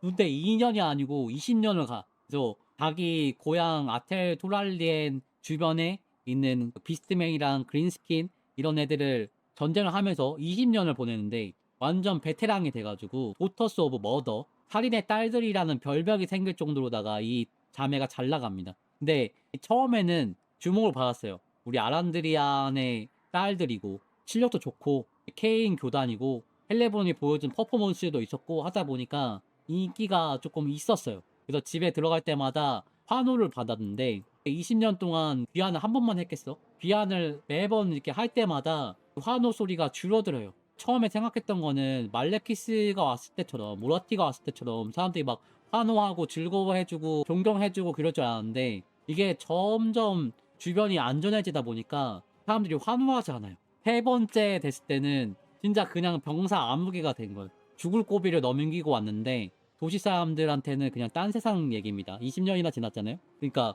이 전쟁의 필요성에 대해서도 자세히 모르겠고 헬레브론 자매들이 군인들한테서나 유명하지 보통 사람들이 보기에는 그냥 아란드리안의 딸이 잘 싸운다며 뭐 이 정도예요. 그러니까 헬레브론이 어떻게든 자기 입지를 좀 다지려고 지휘관들 만나서 전술 같은 것도 배우고 검술도 배우고 그러는데 그거를 레스 루이스가 알게 돼. 그러니까 레스 루이스는 어떻게 하냐? 지금 군대에 들어와서 케인에게 삶을 바치고 있는데 다른 군인들 만나고 하는 거는 너 자신을 위한 거잖아. 그러니까 케인의 의식에 못 들어오게 해요. 헬레브론 자매를. 그러니까 헬레브론이 어떻게 하냐? 동생 데리고 가서 그냥 직접 케인 집회를 열어버립니다. 케인 사제처럼. 더 자극적으로 하기 위해서 원래는 사제가 비스트맨 같은 거 데리고 와갖고 재물을 바치는 게 정식적인 절차예요. 한 마리만 바치고 이런 게 정식적인 절차인데 사제가 아닌 다른 사람들도 야 너도 해 너도 해 너도 한번 찔러볼래? 야 너도 한번 해봐 이러면서 여러 마리의 재물들을 갖고 와서 집회 참가자들한테 다 사육을 시키는 거야. 굉장히 자극적으로. 그러니까 레슬리스가 아 이건 아니다 이건 절차가 아니야 이렇게 하면 안 돼 라고 얘기를 하고 이 갈등이 점점 더 커져 나가요. 헬레브론은 이걸로 자기의 입지를 만들어야 되는 상황이고 레슬리스는 케인 신도로서 이런 걸 용납할 수가 없는 거예요. 그래서 이런 갈등이 커져 오다가 아텔토랄리엔 주변에 오크 잔당을 제거하는 그런 큰 전투가 벌어집니다. 와이번, 트롤, 투석기 다 보유한 군단이 딱 한 군단이 있어요. 이 군단을 정리하면은 이 주변 정리는 이제 끝나는 거예요. 더 이상 싸울 필요가 없을 것 같아. 그래서 전투를 하는데 이 아텔토랄리엔의 부대가 굉장히 더 뛰어났어요. 이미 정찰도 다 했지, 병력 구성도 알맞지, 일방적인 전투가 예정되는 상황이에요. 창병, 궁병, 기병 해갖고 정돈해갖고 오크 놈들이 먼저 꼬라박기를 기다리고 있어요. 오크들은 멍청해갖고 햄타러랑 다르게 수석기를 가지고 있어도 먼저 꼬라박아. 어쨌든 적이 이렇게 멀리서 돌진하고 있는데 갑자기 헬레브론이랑 동생 리리에스가 군단 앞에 딱 나오더니 들고 있던 창방패 버리고 갑옷도 다 벗어. 그러더니 옷만 입고 단검을 들고 연설하기 시작합니다. 케인에게 재물을 바치는데 이제 재단은 필요 없다. 우리의 전장이 우리의 신전이다. 우리의 함성이 우리의 기도문이다. 우리의 사례가 곧 찬양이다. 케인 교단 집회를 갑자기 시작하는 거예요. 둘이 나와가지고. 그러니까 스승 레스 루이스가 기겁을 하고 튀어나와요. 아니 이게 무슨 망신이냐. 당장 그만둬라. 그러니까 헬레브론이 오히려 레스 루이스를 비난합니다. 네 존재 자체가 망신이야. 그러면서 동생이랑 사제를 붙잡습니다. 왜 망신이냐. 이 사제가 안 싸웠거든요. 고사 지내는 역할을 하는 거예요, 이 사제는. 그러니까 이번에는 경사를 지휘하고 있던 대공이 나와요. 지금 이게 무슨 짓이냐. 오크들이 달려오고 있는데 지금 이렇게 분란을 일으킨 이유가 뭐냐. 케인의 사제한테 손을 대지 마라. 고사 지낸 케인의 사제한테 손을 대서 분란을 일으키면 그 자체가 불경하다. 그러니까 헬레브론이 그러는 거예요. 그는 진정한 사제가 아닙니다. 전투마다 우리는 우리의 목숨을 걸고 케인에게 공양하지만 레스 루이스와 그 패거리들은 구경만 하지 않습니까? 케인에게 희생을 요구할 때 그들이 바치는 건 고블린의 시큼한 피와 비스트맨의 더러운 뿐입니다. 레스 루이스, 선택해라. 케인의 이름으로 함께 싸울 것인지 아니면 배신자로서 목숨을 바칠 것인지 하는데 이 상황에서 레스 루이스가 못 싸우겠다는 거야. 그러니까 헬레브론이 좀 당황해요. 원래 헬레브론은 레스 루이스가 이 정도로 겁쟁일 줄 몰랐어. 왜냐면 레스 루이스는 진짜 거침없이 괴물들을 죽이고 단검도 쓸 줄 알고 이거 다 가르쳐 줬거든. 레스 루이스가 최소한 싸우기라도 할 줄 알았거든. 나이가 들어가지고 오크랑 싸우다가 죽던 아니면은 헬레브론의 이런 전투 방식을 지지해갖고 헬레브론의 입지를 단단하게 해주던 그럴 줄 알았는데 못 싸우겠대요. 그러니까 헬레브론이 오히려 좋아. 머리를 딱 굴려요. 기회를 포착하고 대공을 보면서 얘기하는 거예요. 프린스 말리아드, 이 겁쟁이의 피로 케인에게 새로 맹세하고 당신의 군대를 승리로 이끄십시오. 레스 루이스를 제물로 바치십시오. 이렇게 하는 거예요. 그러니까 지휘관 입장에서는 지금 상황이 굉장히 급박한 상황이에요. 오크들이 지금 달려오고 있고 거의 뭐 200m 앞이야. 200m 앞에서 전력 질주를 하고 있는 이 상황에서 싸우지 못하겠다고 하는 사람을 병사들 앞에서 두둔할 수가 없는 거지. 어쩌겠어요. 죽여버려. 그러니까 피가 막 튀고 헬레브론이 그 피를 자신한테 묻혀. 그러더니 레스트루스 심장을 뽑아요. 퍼포먼스를 한 거죠. 그러니까 병사들이 이걸 직관하니까 막 돌아버립니다. 아드레날린이 막 솟구치고 뭐 백병전을 코앞에 두고 피를 뒤집어 쓴 살인의 딸들, 케인 교단 신도들 전투 바로 앞서가지고 고사도 이렇게 화끈하게 하고 그 다음에 지네들은 또 케인을 믿으니까 갑옷도 버리고 방패도 버리고 맨몸으로 그냥 맞선 거거든 거의. 그러니까 이거 이기는 거 아니야? 쟤네들이 저 정도 할 정도면 이거 당연히 이기는데? 갑자기 이런 생각이 드는 거예요. 막 사기가 엄청나게 올라가. 그래서 대승을 거두는데 전투 끝나자마자 헬레브론이 주도해갖고 오크 포로들을 잡아가지고 재물 의식을 합니다. 무려 3일 동안 3일 동안 계속 오크들 한 마리씩 죽이는 거예요. 이게 굉장히 파격적이야. 왜냐면은 원래는 전투 전에 뭐 소수의 재물로 이제 고사 지내듯이 의식을 하는 건데 전투가 끝난 후에 포로들을 죽이는 거예요. 의미가 약간 달라. 두 개가. 그리고 자극성도 다르죠. 이 포로 처형이라는 잔인한 행위인 거지. 그러니까 이 군대가 완전히 케인 신도들이 돼서 이 신도들이랑 같이 복귀를 하는데 헬레브론이 이때 기분이 굉장히 좋았습니다. 전쟁도 끝났고 자기 앞길을 막을 것 같은 사제들도 제거를 했고 자기를 따르는 케인 교단 신도들을 많이 만들었어요. 이제 승승장구할 일만 남은 거예요. 그리고 언젠가 무라티 앞에 케인 사제로서 당당하게 나설 수가 있겠죠. 그럴 줄 알았지. 근데 막상 와보니까 이제 정치질의 세계가 남아있습니다. 정치질의 세계. 일단 아빠 찬스를 써요. 승전 파티, 헬레브론 자매 복귀 기념 이걸 하는데 하교 모임에서 헬레브론을 견제합니다. 사실 케인 교단보다는 쾌락의 여신 아타르티, 죽음의 여신 에레스키알 요런 다른 교단의 신도들이 더 많고 경제적으로도 훨씬 부유해요.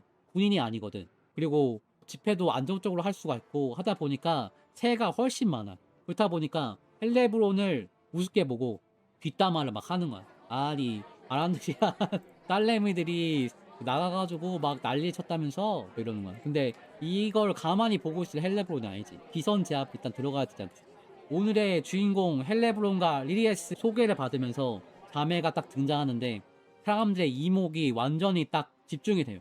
얼굴을 이제 하얗게 칠하고 입술은 막 쥐잡아 먹은 것 마냥 빨갛게 입은지 안 입은지 모르는 이게 빨간 드레스 이런 거 입고 머리카락도 그냥 빨갛게 염색했어. 피 투성이가 된 것처럼 귀신처럼 하고 나온 거야. 그러니까 사람들이 다 놀래요. 그리고 허리에 무장을 했어 단검으로. 이거는 굉장히 쇼킹한 등장이야. 원래 이렇게 등장하면 안 돼 연애에. 파티잖아 지금. 근데 이렇게 와갖고 술잔을 받아가지고 와인을 마시는데 이 와인이 굉장히 빨개요. 이게 그냥 빨간 게 아니고 피야. 피를 마시는 거야. 그러니까 사람들이 기겁을 해갖고 다 헬레브론을 쳐다봅니다. 아무 말도 못해.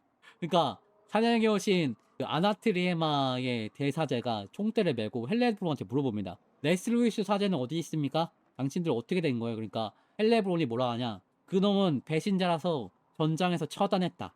당당히 얘기해버립니다. 그러니까 이번에는 죽음의 신 에레스 키알의 대사제가 얘기를 합니다. 죽였다고 용납할 수가 없다. 무슨 이유로 그를 죽였는가? 그렇게 따져. 당신이 죽인 거야? 그러니까 헬레브론이 그는 케인의 힘으로 살았고 케인의 힘으로 죽었다. 육신과 영혼 모두 케인의 것이었고 그래서 케인에게 보내진 거다. 그것이 우리의 숭배 방식이다. 이러는데 이게 숭배 방식이냐? 아니다. 그건 살인이다. 막 설전이 벌어집니다. 우리 정규 예식 기도도 아니고 그렇게 하는 게 맞냐 틀리냐 이렇게 하는 거지. 근데 헬레브론이 여기서 급발진을 해갖고 아까 따졌던 LS 키알의 대사제를 죽여버려. 파티장에서. 그러니까 사람들이 놀래가지고 권력자 그 알란드리안을 쳐다보는데 여기서 헬레브론을 비유합니다. 어떻게 하냐? 이거는 종교 문제입니다. 내가 관여하지 않겠습니다. 라고 하는 거야. 사실상 헬레브론 손을 들어준 거죠. 이게 네 방식이면 한번 해봐라. 근데 동족까지는 못 해주겠다. 딱 이 정도. 그래서 이거는 당신들끼리 알아서 하십시오. 관무 불가침을 하겠습니다. 무슨 무협도 아니고 그래서 혈교 헬레브론이랑 우리 다른 사파 친구들 알아서 하십시오. 이렇게 나오니까 이달 이후로 그냥 도시가 뒤집어져요. 그냥 실제로 싸우기도 하고 날마다 크고 작은 사고, 테러 이런 것도 일어나고 말싸움은 물론이고 사람들끼리 통합하지를 않아요. 케인 교단은 그 상황에서도 오히려 케인 교단에 두둔하는 사람들로 생기고 하다 보니까 이 집회가 더 커집니다. 지지자들이 더 많아져요. 근데 이게 어찌나 이제 큰일이었던지 그 본국인 나가리트의 수도 안넥에서 케인 교단의 대사제장이 연락이 옵니다. 헬레브론의 소식이 본토까지 닿은 거지. 네. 어떻게 보면 헬레브론은 성공했다 볼 수 있죠. 그래서 헬레브론한테 상황은 내가 잘 보고 있다. 그러다가 지금 다른 교단들이 힘을 합쳐가지고 헬레브론 너를 공격할 준비를 하고 있다. 본토의 소식통을 통해 가지고 내가 확인했더니 너를 잡으려고 작전을 짜고 있어. 이렇게 얘기를 한 거야. 그러니까 헬레브론이 처음에는 좀 무시했습니다. 처음에는 설마 그럴까? 설마 저기 안내까지 이런 얘기가 들어갔겠어? 그럼 내가 모를 리가 없는데? 이렇게 생각을 하다가 시간이 지나다 보니까 계속 의심이 드는 거야. 이거 뭔가 문제가 있는 것 같은데? 세작이 있다. 지금 스파이가 있는 것 같은데? 이런 생각도 들고 집회하는데 막 공격 올 것 같고 막 이러는 거야. 그래서 어떻게 하냐면은 어떻게 할 것 같아요? 선제 공격을 갑니다. 갱스 오브 뉴욕 보셨죠? 갱스 오브 뉴욕. 강진도 한 50명 모아요. 50명 모아가지고 아타르트의 신전에 쳐들어갑니다. 아타르트 신전 쾌락의 교단이거든. 쾌락의 교단이니까 어떻겠어요? 막 약에 취하고 비몽사몽 뭐 자고 있고 그렇단 말이야. 그래서 이 사람들 막 머리 끄댕이 붙잡고 나와. 거절하거나 반항하고 이러면 죽여버려. 그리고 케인의 신전으로 데려가서 아타르트 사제를 제물로 바쳐버려. 완전히 선을 넘어버립니다. 내가 먼저 치겠다 이러면서 가서 그냥 죽인 거예요. 또 선 넘는 게 인신공양이야. 인신공양. 엘프 인신공양을 이렇게 정식으로 한 적이 없었어. 아까 전장에서 레스로이스는 반역자라서 죽인 거지 공양을 한 건 아니었거든. 근데 공양을 해버린 겁니다. 그러니까 그 다음 날에 아타르트의 교단 사람들이 당연히 반발하죠. 떼거지로 몰려갖고 케인 교단을 습격하는데 이때부터는 거의 내전이에요. 물론 케인 교단 애들이 더 잘 싸우지. 그래서 수백 명의 사람들이 죽고 하는데 케인 교단이 어찌어찌 이겼어. 근데 대량 학살이죠. 대량 학살이 벌어진 거야. 그러니까 구인들이 나와가지고 헬레브론이랑 리리에스를 체포합니다. 아빠가 뭐 했다고? 끝장난 거지. 헬레브론의 생활 자체가. 처형당할 수도 있었는데 다행히 처형은 당하진 않고 감금을 당합니다. 근데 말이 감금이지 감옥에 감금당한 게 아니고 무슨 절벽에 있는 별장 같은 데서 근신을 하게 돼요. 아빠가 술을 쓴 거죠. 영향력을 쓴 거지. 대역 죄인을 죽이지 않고 구금하는 걸로 어떻게 카바를 쳤어요. 근데 헬레브론은 그걸 아는지 모르는지 지금 이거를 납득할 수가 없어. 그러니까 날이면 날마다 깽판을 치고 헬레브론을 따르는 리리에스도 멀리 이렇게 떼어놓고 이러다 보니까 둘이 서로 편지를 주고받고 하면서 이거 언젠가 우리 나갈 텐데 그때 뭐 잘 해보자 이런 식으로 갖다가 얘기를 하긴 하는데 막 속에서는 끓는 거지. 그래서 날마다 가구를 부시고 막 고함을 지르고 이러는데 이게 3년 동안이래. 3년 동안. 3년 동안 절대 못 나가고 그동안에 케인 교단에 이제 다시 쪼그라들어가지고 비스트맨이라든가 그리스킨, 노스카 이런 애들 데리고 와서 전투 전에 고사 지내는 그 정도만 하고 헬레브론의 과격한 방식 같은 거는 끝났어요. 완전히 지워졌어요. 그러니까 헬레브론이 굉장히 이제 시무룩하고 있었는데 어느 날 아버지 알란드리안이 헬레브론한테 찾아옵니다. 찾아와서 뭐 얘기를 하는데 이상한 게 뭐냐? 한 3일 전에 왔었거든. 근데 또 온 거야. 그리고 대뜸 하는 말이 뭐냐? 나가리드의 내전이 일어났다. 나가리드 고향이 난리가 났다. 듣기로는 말레키스 대공이 울수 안에 복귀했는데 모라티가 통치권을 돌려주려고 하지 않았던 모양이야. 안덱을 그대로 통치하려고 했던 모양이야. 그리고 최근 소식에 따르면은 모라티가 불사조 왕의 궁정으로 끌려가서 반역죄로 재판을 받는데, 그러니까 헬레브론이 박장대소를 하는 거야. 아, 진짜 그 모라티가 재판을 받는데요? 와, 대박이네.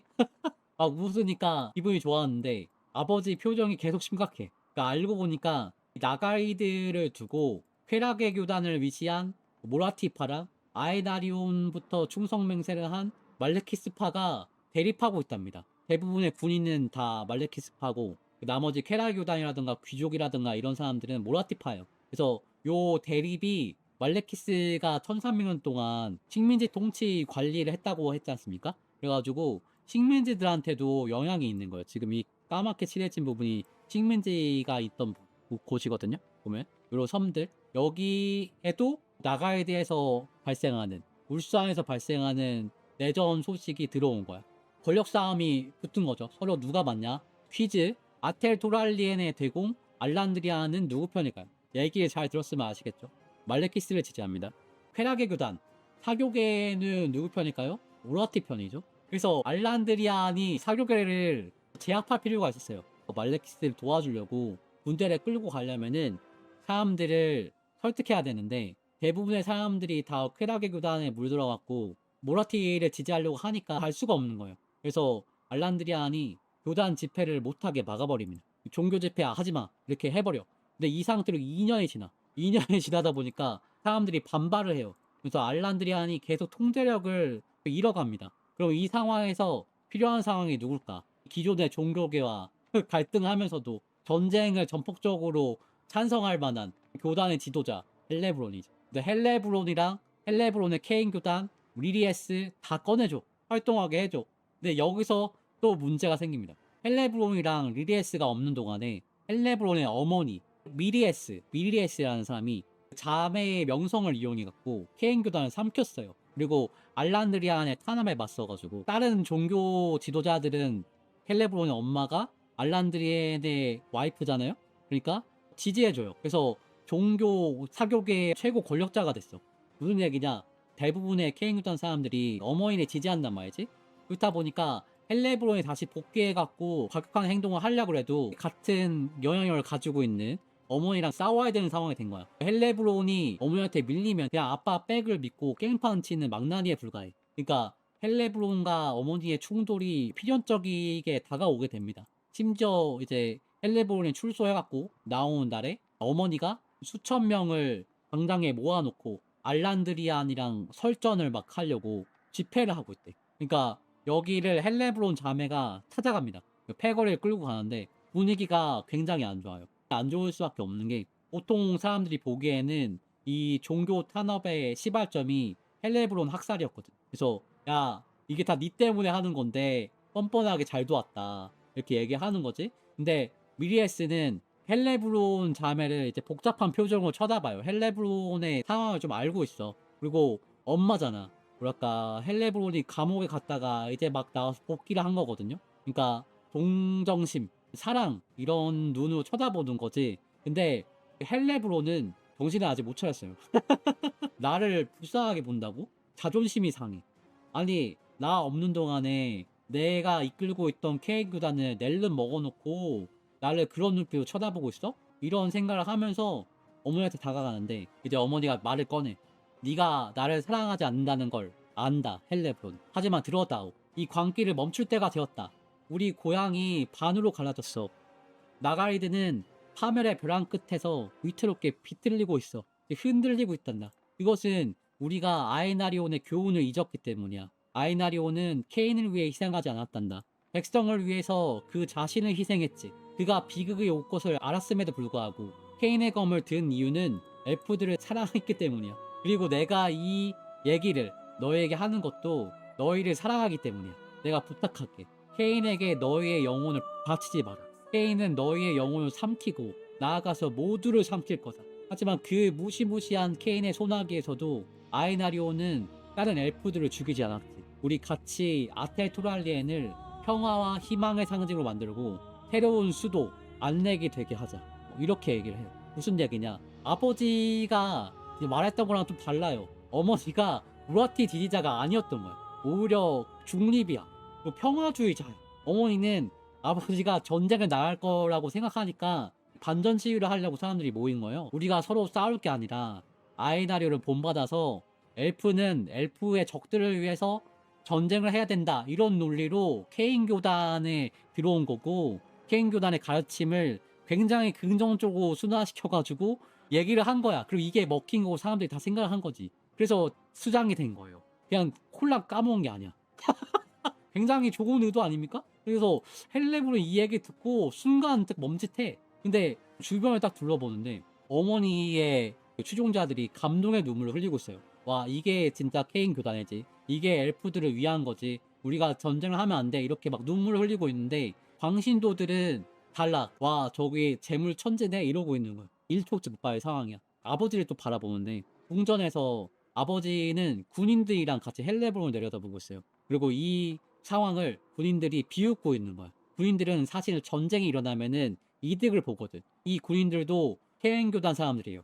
그래서 어떻게 되든 간에 이게 이득이 될 수밖에 없는 게 헬레브론이 미리에스한테 붙으면은 헬레브론 광신도 패거리들을 자기네들이 흡수해갖고 자기네들이 이제 전쟁 일으키면 돼. 그리고 만약에 미리에스가 헬레브론한테 설득을 당하면은 그거가 나름대로 그 케인교단 사람들을 데리고 올 수 있으니까 이득인 거예요. 전쟁을 어쨌든 하면 돼. 그러니까 지금 헬레브론이 어떻게 하냐에 따라 가지고 아테토랄리엔 식민지가 전쟁의 구덩이로 빠져들 건지 아니면은 중립도시로 돼갖고 살아남을 건지 그 상황이 된 거야. 근데 이 부담스러운 시선들 속에서 헬레브론이 어떻게 하냐? 어머니를 이렇게 안아줘. 그리고 이제 귓속말을 합니다. 엄마, 너무 늦었어. 나 아니면 다른 사람이 할 텐데 이왕이면 내가 해야 되지 않겠어? 무슨 얘기냐?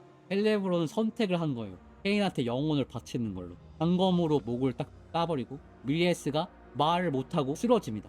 그리고 사람들한테 소리를 질러. 케인께서 아텔토랄리에 오셨다. 너에게 선택권을 주겠다. 그분을 받아들이고 삶을 바치거나 그분을 거부하고 죽음을 바쳐라. 상황이 이렇게 되니까 지켜보던 알란드리안이 물러나고 헬레브론이 불 끌고 온 광신도들이 시민들을 이제 학살하기 시작해요. 그 유혈 낭자하는 광장에서 헬레브론이랑 이리에스가 칼을 번쩍 들고 소리칩니다. 케인 만세! 그리고 소설이 끝나요. 이게 이 블러드 핸디드 소설 내용인데 광기의 어떤 관성 같은 거죠. 헬레브론의 시련 그리고 욕망 그런 게 있어가지고 케인 숭배가 점점 과격해지다가 그 상황을 멈춰야 됐던 부모님의 상황에서 아버지 알란드리안의 정치적인 입지라든가 그런 것 때문에 멈춰주지가 않았지. 그리고 결국에 어머니의 헌신적인 사랑 이런 것도 헬레브론을 멈출 수 없었다는 그런 비극적인 이야기 요게 이 소설 내용이 담겨져 있습니다. 늘 얘기하지만 제가 얘기한 거는 디테일들이 많이 생략돼 있어요. 그래서 직접 읽어보시는 걸 추천드리고 이제 어떻게 되냐면은 케인의 완전히 종속된 삶을 살게 되는 거죠. 헬레브론이 더 이상은 평범한 삶으로 돌아갈 수가 없습니다. 마지막 분기점에서 만약에 리리에스랑 같이 해갖고 주변 눈치 안 보고 이게 옳은 길이다 생각해갖고 어머니한테 갔으면은 카이에프로 남았을지도 몰라요.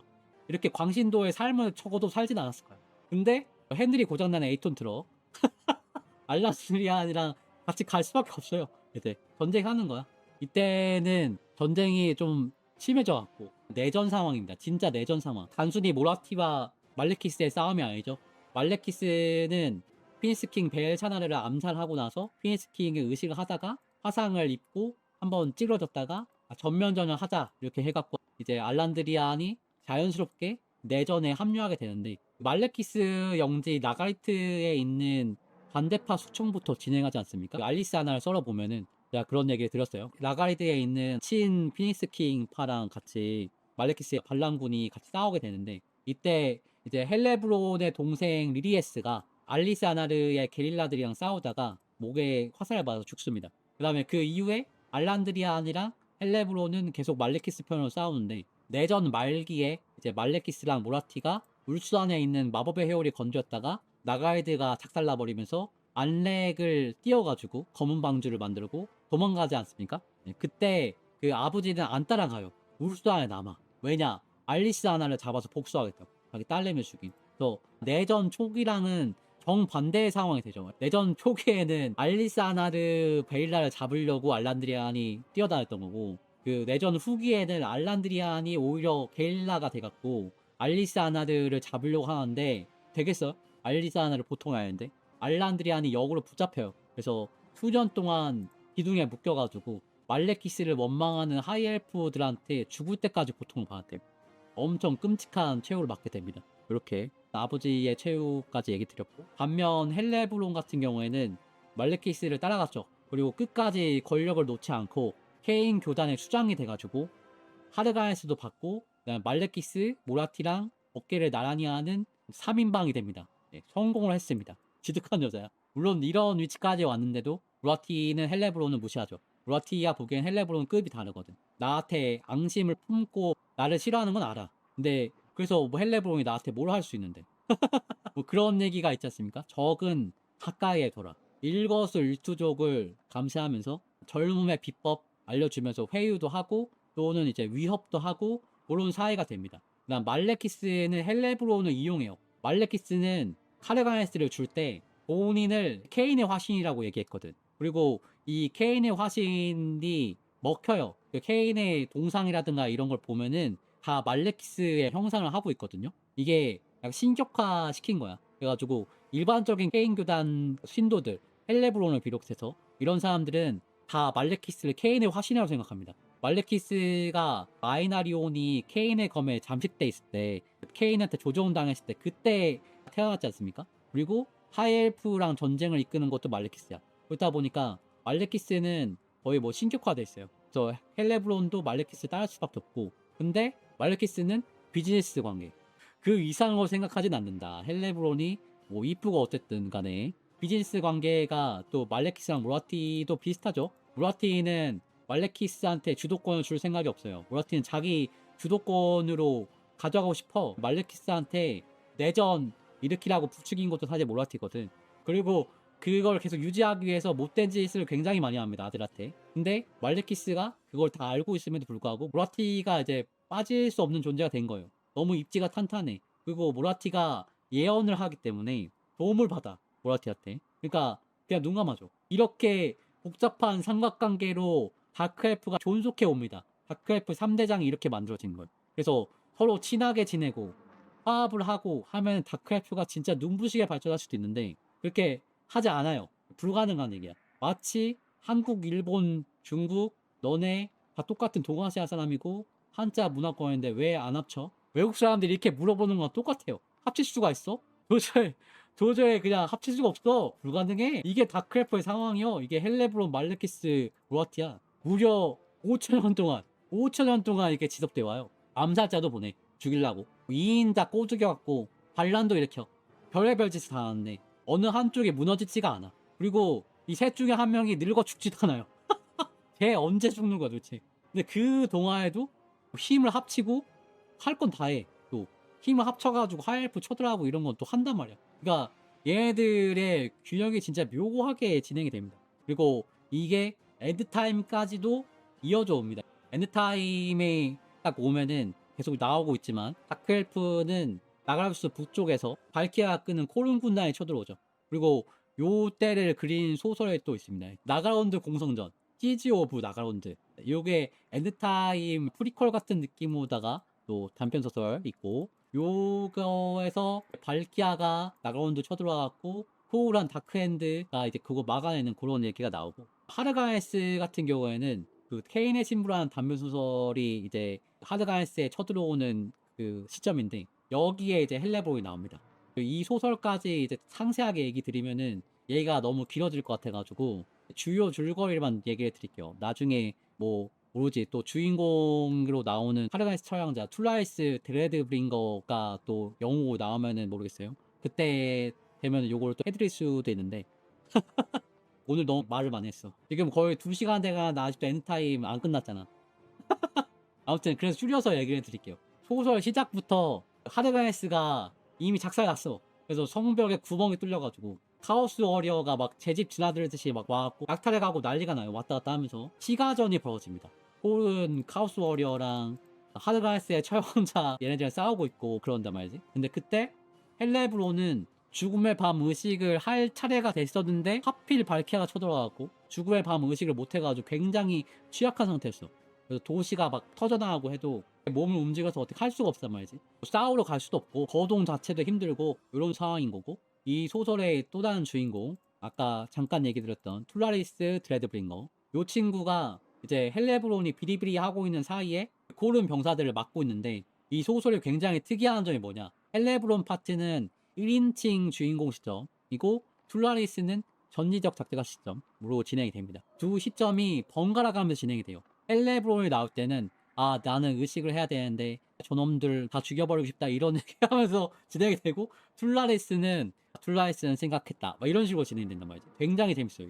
그리고 이 두 사람한테 모라티가 보낸 마녀들이 나타나는데 툴라리스한테 먼저 도착합니다. 그래서 뭐라 하냐, 지금 헬레브론을 죽이려고 사람들을 보냈다. 네가 모르는 척하고 가만히 있으면은 너를 케인 교단의 지도자로 만들겠다. 이런 달콤한 제안을 해요. 근데 툴라리스는 모라티의 성격을 잘 알죠. 모라티가 어떤 의도를 가지고 선의를 베푸는지에 대해서 잘 알고 있단 말이죠. 그러니까 개수작 부르지 말라고. 단칼에 거절하면서 뭐가 댕강 해버려. 그리고 잠깐 딱 고민하더니 헬레브론한테 갑니다. 헬레브론한테 가는 의도가 1인칭 시점이 아니기 때문에 잘 나오지 않아요. 툴라리스가 헬레브론을 죽이러 가는지 혹은 살리러 가는지 그건 몰라. 헬레브론 시점에서는 하르가에스가 초토화 되어 있습니다. 그래서 시종 호위병들 다 죽어있는 상태고 약해져 있는 헬레브론도 공격당해요. 근데 헬레브론이 마지막 힘을 쥐어짜갖고 겨우겨우 살아남아. 그리고 가마솥으로 기어가고 있는데 마녀 한 명이 또 나타납니다. 그러니까 헬레브론은 이제 죽었다 싶죠. 아 이제 끝나는구나 이렇게 생각했는데 마녀가 헬레브론을 일으켜줍니다. 그러더니 얘기를 하는데 나는 너를 죽이러 온 게 아니다. 경고를 하러 왔다. 모라티를 막아야 된다. 이렇게 얘기를 하고 호의를 베푸는데 이 상황에서 툴라이스가 도착하더니 다짜고짜 마녀를 처형해버려요. 댕경해버려. 그러니까 헬레브론이 또 상황을 시kab해. 아 나 이제 진짜 죽는구나. 이놈이 땀만 먹으면 나는 바로 죽는다. 이 생각을 하니까 툴라리스가 죽이려고 하는 듯 하더니 안 죽이고 헬레브론을 가마솥에 넣어가지고 다시 살려줍니다. 그래서 헬레브론이 다시 젊은 모습으로 부활하는데, 이때 얘기를 보면은 헬레브론이랑 툴라리스랑 썸이 있어요.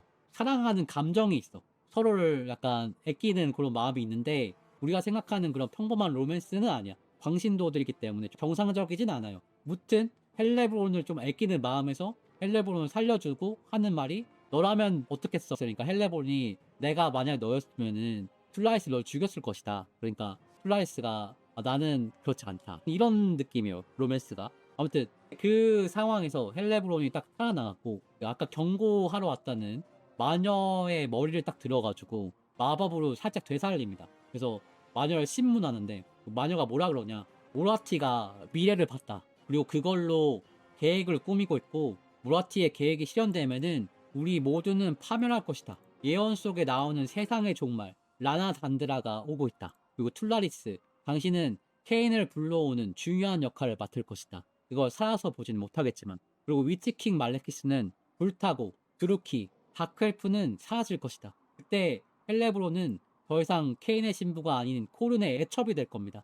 이 얘기하면서 씩 웃어. 헬레브론이 기분이 더러워져갖고 머리통을 잡아 던지고 툴라리스랑 같이 싸우러 갑니다. 이게 이 단편 소설인데 굉장히 잘 썼어요. 이거를 다 풀어서 읽어보면은 토막토막마다 긴장감이 엄청납니다. 그리고 예언이 또 나오다 보니까 엔드타임 스포일러가 굉장히 많아요. 방금 얘기했던 로아티의 예언이 사실 거의 들어맞습니다. 헬레브론이 말레키스의 울수한 엘리전을 따라가는데 헬레브론 입장에서는 코른 어쩌고 하는 예언이 좀 찝찝하긴 하죠. 근데 내가 잘하면 되니까 따라가긴 갑니다. 엔타임에서는 이제 예언들이 하나씩 실현이 돼요. 툴라리스가 케인의 화신을 만드는데 공조를 하게 되고, 말레키스는 티리온이랑 싸우게 되죠. 케인의 심전 앞에서 케인의 검을 두고 싸우는 그 황폐의 섬 전투, 요게 이제 벌어지는데, 요때 당시가 헬레브론이 굉장히 뭐랄까 머리가 복잡했을 거예요. 왜냐면 헬레브론은 당시 케인 신도들을 데리고 말레키스랑 같이 싸우려고 왔지 않습니까? 그리고 하이엘프에서는 막 토르 가벌기 사단 막 이런 애들 막 오고, 블랙 드래곤도 데리고 오고, 지상 공중 바다 막 하이엘프 다크엘프 최고 병력들이 모여가지고 대혈투가 벌어지는데, 말레키스가 드래곤을 타고 수비대 뚫으면서 케인의 신전으로 딱 들어가요.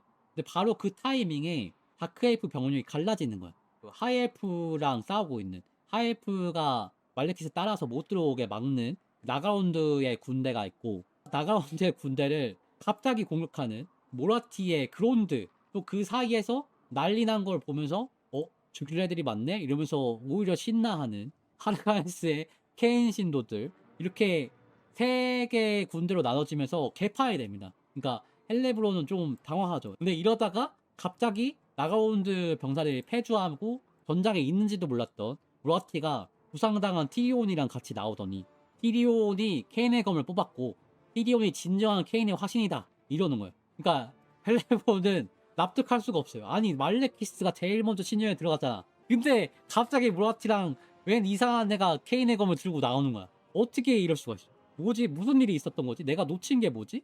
드라마 한 시즌 2개를 건너뛴 것 같아. 헬레브론의 예상대로였으면은 말레키스가 케인의 검을 뽑았고, 헬레브론은 케인의 신부니까 명백하게 내가 케인의 화신이 확정이 된 말레키스의 신부가 되는 게 맞잖아. 그죠? 명백하게 말레키스의 부인이 되는 거죠. 근데 티리온이 어떻게 케인의 화신이야 이걸 항의를 하고 싶은데, 막상 티리온이 케인의 검을 딱 꺼내니까 헬레브론의 군대 전체가 엎드려서 절을 하는 거예요. 이거를 본 입장에서 반기를 들 수가 없습니다. 그 아우라며 들고 있는 케인의 검이며 이거를 거부할 수가 없는 겁니다. 헬레브론도. 그래서 어쩔 수 없어요. 헬레브론이 티리온네를 따라갑니다. 그리고 말레키스는 그 후에 이제 아슈리안의 의식을 하죠. 성공해요. 무라티의 예언에 난 것처럼 말레키스가 불타긴 해.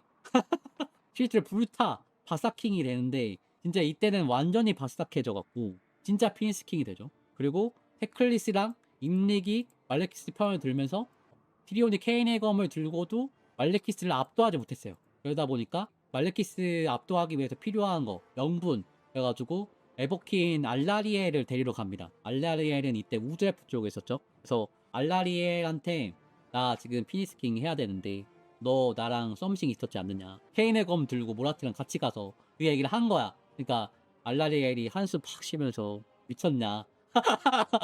바로 말레키스 손 딱 들어줘 버려. 그래서 떡갈나무 뿌리 이동으로다가 보급해주고 병력 지원해주고 하면서 말레키스를 도와줘 버리니까 티리오는 이제 완전히 명분이 떨어져 버리면서 약간 본인도 좀 낙담을 한 것 같아요. 그래서 고향인 코티크에 와갖고 모라티의 우쭈쭈를 받으면서 마음을 좀 달래고 있었는데, 이때 티리온과 계속 같이 함께하던 백사자 부대 코힐이라는 인물이 티리온의 폭주를 막겠다고 케인의 검을 훔쳐서 도망가는 사건이 발생합니다. 이른바 옥세런. 옥세런은 발생해갖고 티리온 진영이 발칵 뒤집혀요. 아이 케인의 검이 도난당했다. 네, 이거 진짜 중요하다. 되찾아야 한다. 이러는데 가장 날뛴 사람은 티리온이 아니고 모라티예요. 모라티는 자기 남편인 아에나리온의 환생이라고 굳게 믿고 있거든, 티리온을. 근데 모라티가 사랑했던, 자기가 진짜 좋아하는 그 남편의 본 모습은 케인의 검을 가지고 있는 타락한 아에나리온이에요. 그렇다 보니까 케인의 검이 없는 티리온은 안 꼽는 찐빵이지.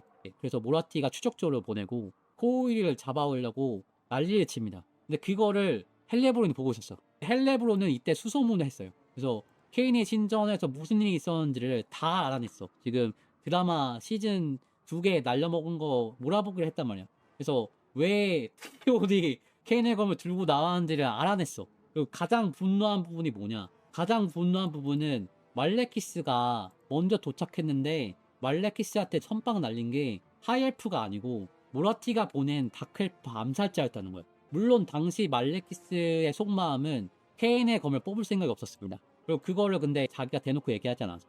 근데 헬레브론은 이 사정을 몰라요. 그러다 보니까 헬레브론이 보기에는 말레키스가 가서 케인의 검을 뽑으려고 그랬는데 그 뽑는 찰나에 암살자가 공격해갖고 그래서 실패했다.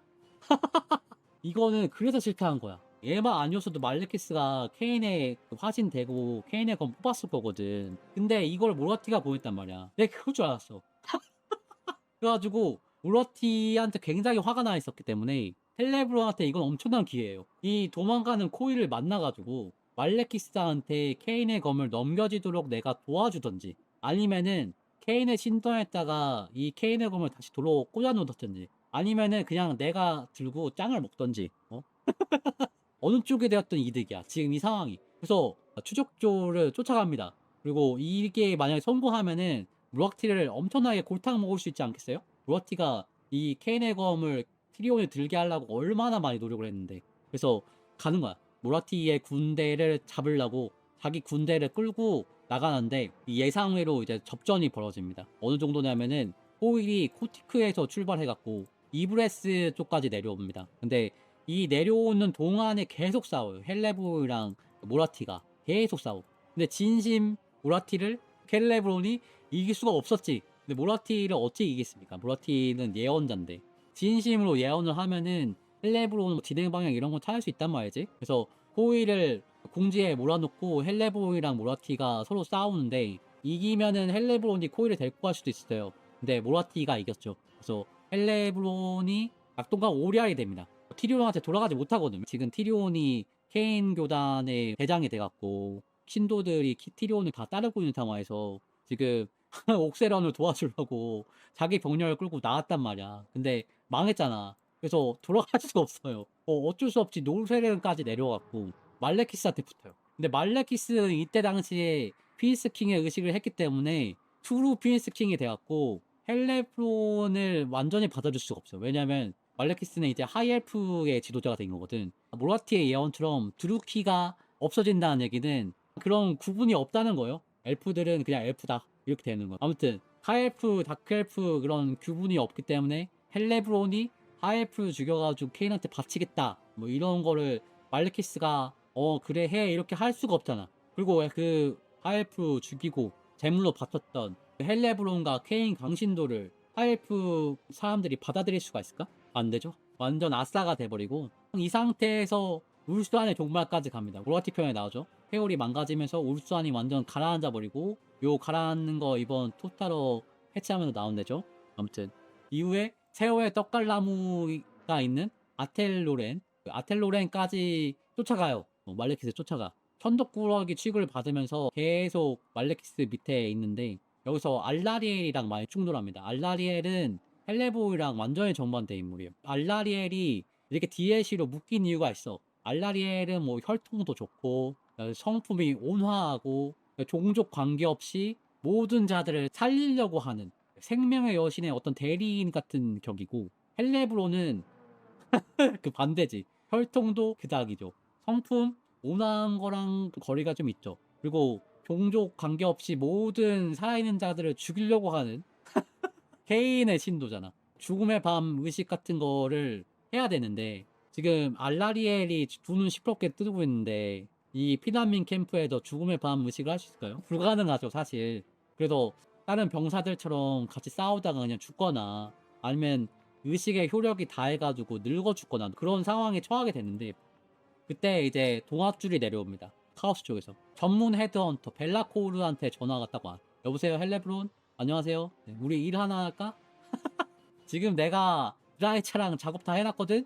알라리엘 너무 꼴 보기 싫지 않아? 걔가 떡갈나무만 없으면은 아무것도 아니야. 같이 힘을 합쳐가지고 떡갈나무 밀어버립시다. 같이 할래요? 그러니까 헬레브론이 조금 솔깃하는데 아구찜 자격증이 있으시더라고. 요새 코론에 사람이 모자라갖고 자격증만 있으면 제가 꽂아줄 수 있어. 아구찜 자격증 있으면 코론에 봐도 특채야. 갈래? 그러니까 콜 해버려. 헬레브론이 만약에 카오스 신도가 되면은 이 젊음과 생명력을 유지하면서 잘 나갈 수 있지. 그러니까 딱 간 거야. 근데 결과적으로 실패하죠. 개털이 되죠. 이 썩은 동아줄이야. 황혼의 잠의 썰을 보면 나옵니다. 아마 나중에 또 나올 텐데 티리온이 부활하면서 벨라코르가 끌어들였는데 지가 잡혀버려. 그러니까 헬레브론은 또 동아줄이 떠가지는 거야. 또 낙동강 오리알이 됐어요. 또 이번 진짜 낙동강 오리알이 살아있는 사람도 아니고 카오스에 붙었는데 망해버리면 이거 수가 없잖아. 그러니까 헬레브론이 도망자 신세가 됩니다. 이때는 진짜 모든 걸 잃어버려가지고 더 이상 이제 헬레브론 받아줄 데도 없고 그러니까 완전 미쳐버려요. 그리고 같이 도망쳐 나온 위치 엘프들이랑 아텔로렌으로 들어오고 있는 피난민들 행렬 습격해갖고 사륙하고 그러고 돌아다니니까 그 모습을 우연하게도 코론 애들이 봤어요. 그것도 스카라모르 예전에 잠깐 해드렸죠. 전야제 할 때 이 친구들이 피를 마시고 생고기를 씹어먹고 원래 그렇게 사는 애들이에요. 그러니까 헬레브론 무리가 이상하게 보이지 않아. 오히려 매력 있어. 접촉을 해. 실례지만 혹시 코른이세요? 아니 케인인데요? 케인? 케인이 뭐지? 코른의 또 다른 이름인가? 우리도 코른을 코르네 이런 식으로 부르던데? 요새 코른 또 번역해 코혼 이렇게도 부르던데? 케인? 케인도 코른의 다른 이름인가? 헷갈려. 모르겠고 저희 싸우러 가거든요? 같이 가실래요? 완전 핫하대요 하니까 이 얘기를 또 헬레브론이 그냥 넘길 수가 없지. 아 핫한데? 가야지 또. 그래서 간 데가 아카온 군단이야. 그 아카온이 미데나임 2차 전투 최후의 전투를 준비하고 있는 도중이에요. 아카온이 이때 미데나임 지하에서 세상 멸망 장치를 구동시키려고 하고 있었고 이 상황에서 헬레브론네가 코른 무이랑 섞여가지고 도착한 거야. 그래서 수성 준비를 해야 되는데 헬레브론은 이제 코른 애들이랑 같이 묶어가지고 팔라스트 지구라는 데를 배정받습니다. 팔라스트 지구. 미데나임의 동네인가 봐요. 거기를 보내는데 진지공사에 관심이 없어요. 야호 갸루 스타일 발현해갖고 그 거리를 이제 케인 신전으로 꾸밉니다. 순화해서 그렇지 핑크색이 이제 빨간색이고 하트 이런 게 이제 해골, 피 이렇게 보시면 됩니다. 그래서 이런 거리로 딱 꾸며버려 팔라스티를. 그 코른 애들은 이거 딱 보고 취향이야. 이거 또 괜찮은데? 좋다고 또 도와줘요. 꾸미는 거를. 아카오는 진지공사라 그랬는데. 그러니까 아카오는 이거 보고 또 얼탱이가 없어요. 방어하라고 보내놨더니 취미생활 하고 있네. 얘네를 어떻게 해야 되는 거예요? 이게 아카온 군대 평균이에요. 원래 아카온 군대 애들은 다 이딴 식으로 하거든. 아카온 군대가 얘기가 많이 나오지만 금쪽이 집합소입니다. 지옥의 키즈 카페, 뭐 데칼라, 뭐 아르바알 이런 막 눈만 마주치면 싸운 애들 있어요. 그런 애들 구역 나눠가지고 보내줘야 되고 뭐 종족도 달라. 이사벨라 폰카슈타인 그리고 만프레드 폰카슈타인 뭐 이런 뱀파이어 이런 애도 오고 세트라 뭐 뼈다귀 얘가 와갖고 카오스 신이 보냈다고 들여보내달래. 그래서 뭐 콜렉션에서 잡고 하니까 콜렉션에서 잡아갖고 들여보내주고 그 다음에 훌란지에서도 또 보내가지고 버민로드 스케이브넬도 있어. 근데 얘네들이 원하는 게 다 달라. 얘네들 취향이 다 달라요. 그리고 그 원하는 그 목적들이 아카온의 목적이랑 충돌합니다. 이게 가장 큰 부분이에요. 아카온의 목적은 세계 멸망이야. 그죠? 그래서 얘네들이 원하는 거를 해주려면은 얘네들이 뭐 어떻게 짱을 먹든 돈을 원하든 사륙을 원하든 뭘 하고 싶든 하든 간에 야 세상을 멸망하면 사실 끝나잖아요. 그래서 아카온의 목적이랑 양립할 수가 없습니다. 그러니까 구체적으로 명령을 못 내려요. 아카온이 야 너 가서 그거 막고 있어 이러면은 내가 왜 그걸 해야 돼? 그러면 아카온이 세상을 멸망시켜야 되거든. 뭐 이런 얘기를 해줘야 되잖아. 그러니까 대답을 할 수가 없거든. 그래서 야 너 가서 거기 대충 기지 꾸리고 있어라 이렇게 얘기를 할 수밖에 없어요.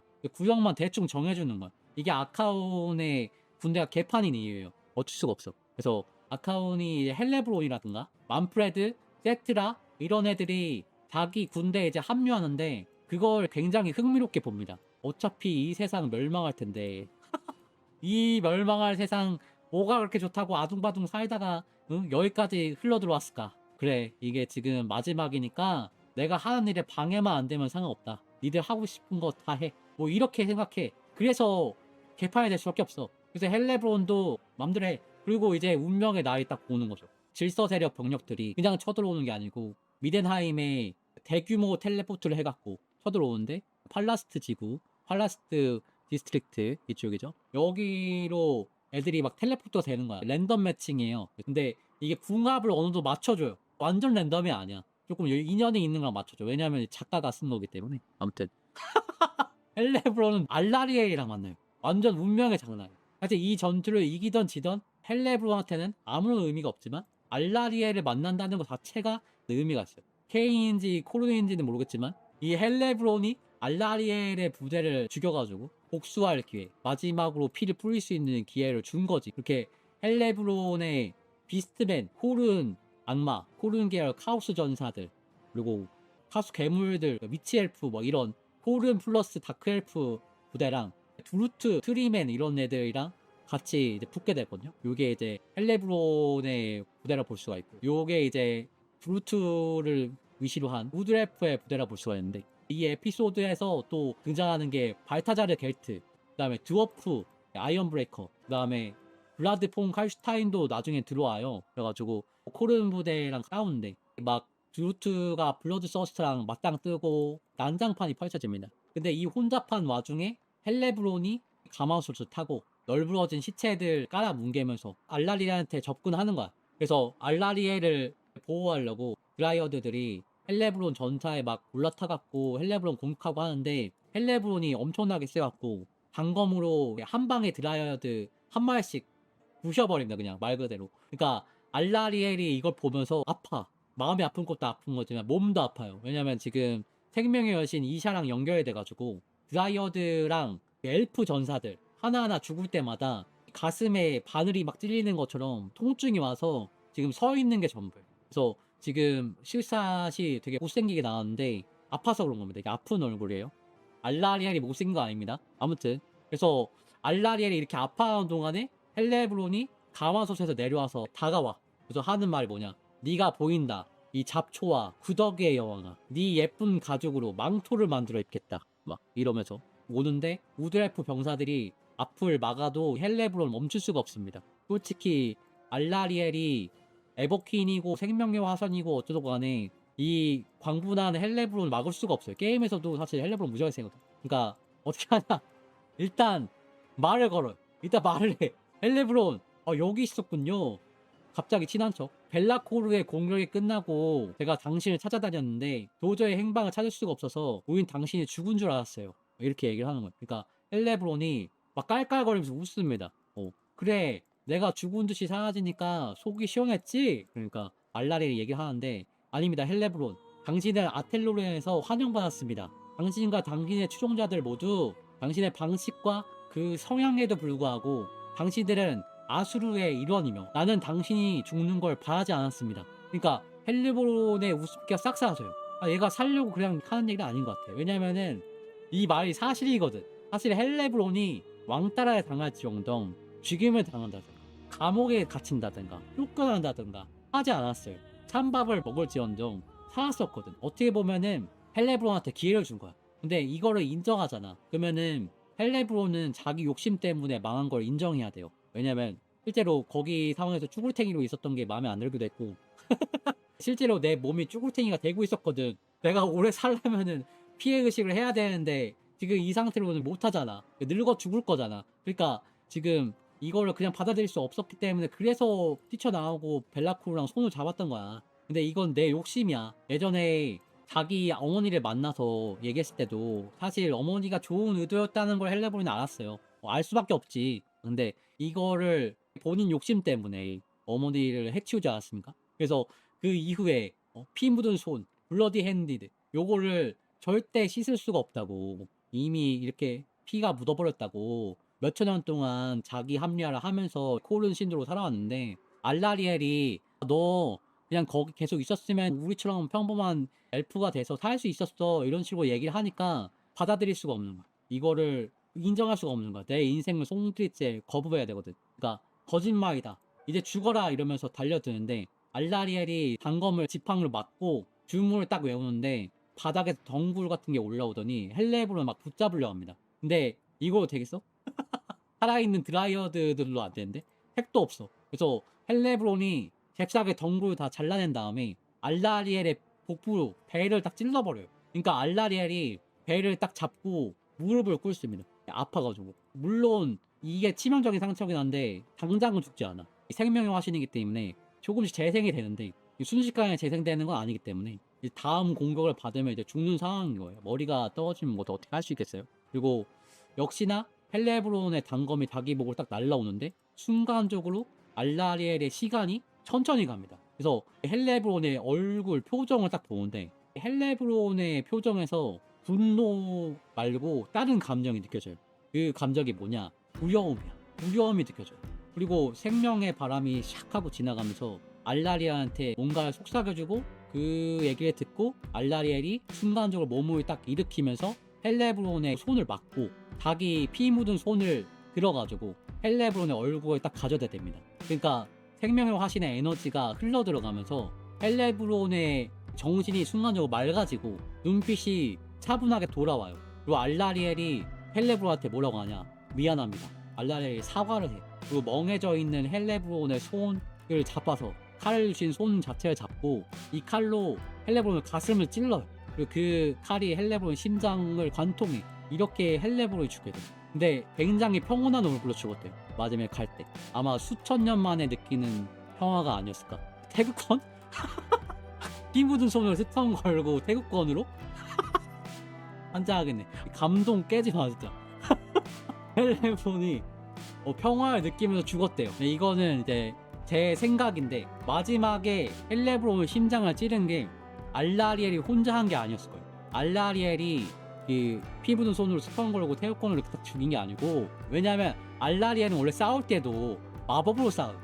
다른 마법사들 보면은 칼도 같이 쓰고 이러거든. 근데 알라리엘은 지팡이만 쓰고 원래 하일프들이 단검 위주로다가 안 싸웁니다. 에버킨이고 하다 보니까 얼마나 또 단검을 써봤겠어요. 그러니까 이 단검을 가지고 정확하게 심장을 찔렀다는 거는 아무래도 좀 어려울 것 같습니다. 근데 그리고 이 단검으로 심장을 찌르고 이런 건 사실 군인으로서 그리고 케인의 사제로서 헬레브론이 몇천 년 동안 하던 일이죠. 헬레브론이 계속 재물 바치고 하면서 했던 게 심장 꺼내고 죽이는 일인데, 생각해보면은 헬레브론이 다른 사람한테 또 이랬어요. 케인을 섬기면서 삶을 바치거나 거부하고 죽음을 바쳐라. 아마 마지막에 헬레브론은 스스로 죽음으로써 케인에서 벗어나려고 한 게 아닐까, 저는 이렇게 생각이 드네요. 물론 이제 저의 일방적인 해석이고 그런 얘기가 나오진 않아요. 그리고 엔드타임이 끝나고 난 뒤에 이제 오이오 판타지의 2세계 버전 에이지 오브 지그마에서 케인의 딸들이라는 세력이 나오는데, 이 친구들이 코븐스 오브 블러드라고 요 소설에서 나오거든요. 근데 여기에 헬레브론이 언급된다고 합니다. 운명이인인지 아니면은 2세계 전생인지 모르겠지만 여기 나오는 헬레브론이 우리가 방금 얘기했던 그 헬레브론이랑 같은 헬레브론 같아요. 아마도 케인의 마수에서 벗어날 수 없었던 게 아닐까 싶습니다. 비극적이죠. 솔직히 해피엔딩을 바라기에는 너무 많이 죽였어요. 너무 많이 갔어 진짜. 여기까지 이제 헬레브론의 얘기했습니다. 얘기가 엄청 길었죠. 이제 게임으로 들어갈 텐데, 마지막에 말씀드린 엔드타임 내용 잊어버리세요. 엠타로 헬레브론은 엔드타임 헬레브론 아닙니다. 러브 앤 피스 개나죠. 캠페인의 주요 임무가 뭐냐, 알라리에이랑 모라티 멸망입니다. 그래서 대놓고 그냥 애들 죽이려고 하는 게 게임 목표야. 사실 다크엘프 중에서 진짜 누구보다 빠르게 남들과는 다르게 케인의 검을 뽑을 수 있는 팩션이 헬레브론이야. 케인의 검을 딱 뽑았을 때 이 서늘하고도 묵직한 감각 이러면서 이제 다 죽었다 이런 느낌이 딱 드는 게 헬레브론이거든요. 엔드타임 때 개가천선하고 이런 거 다 잊어버리세요. 물론 발키아를 잡고 천천히 이제 나가운드 수복하고 내려가고 하는 게 정석이긴 합니다. 근데 뽕도 좀 채웠겠다. 케인의 검을 먹는 루트로 내가 오늘 좀 진행을 하도록 하겠습니다. 게임으로 들어가시죠. A few moments later. 여기서 이거는 그냥 점거. 명심하세요. 이거 그냥 점거. 원래 얘네들이 가지고 있잖아. 얘네들이 가지고 있을 때 3티어로 시작합니다. 케인의 신전이. 근데 우리 점거하면 1티어 떨어지고 약탈 점거를 하면 2티어가 떨어져요. 근데 점거를 해서 2티어야. 근데 케인의 신전은 2티어를 만들 수 있습니다. 근데 20턴이 걸려요. 요거 즉시 건설할 비용 3,000개. 그래서 노예 3,000개를 내보내. 그러면 바로 케인의 검을 뽑을 수가 있다. 짜잔.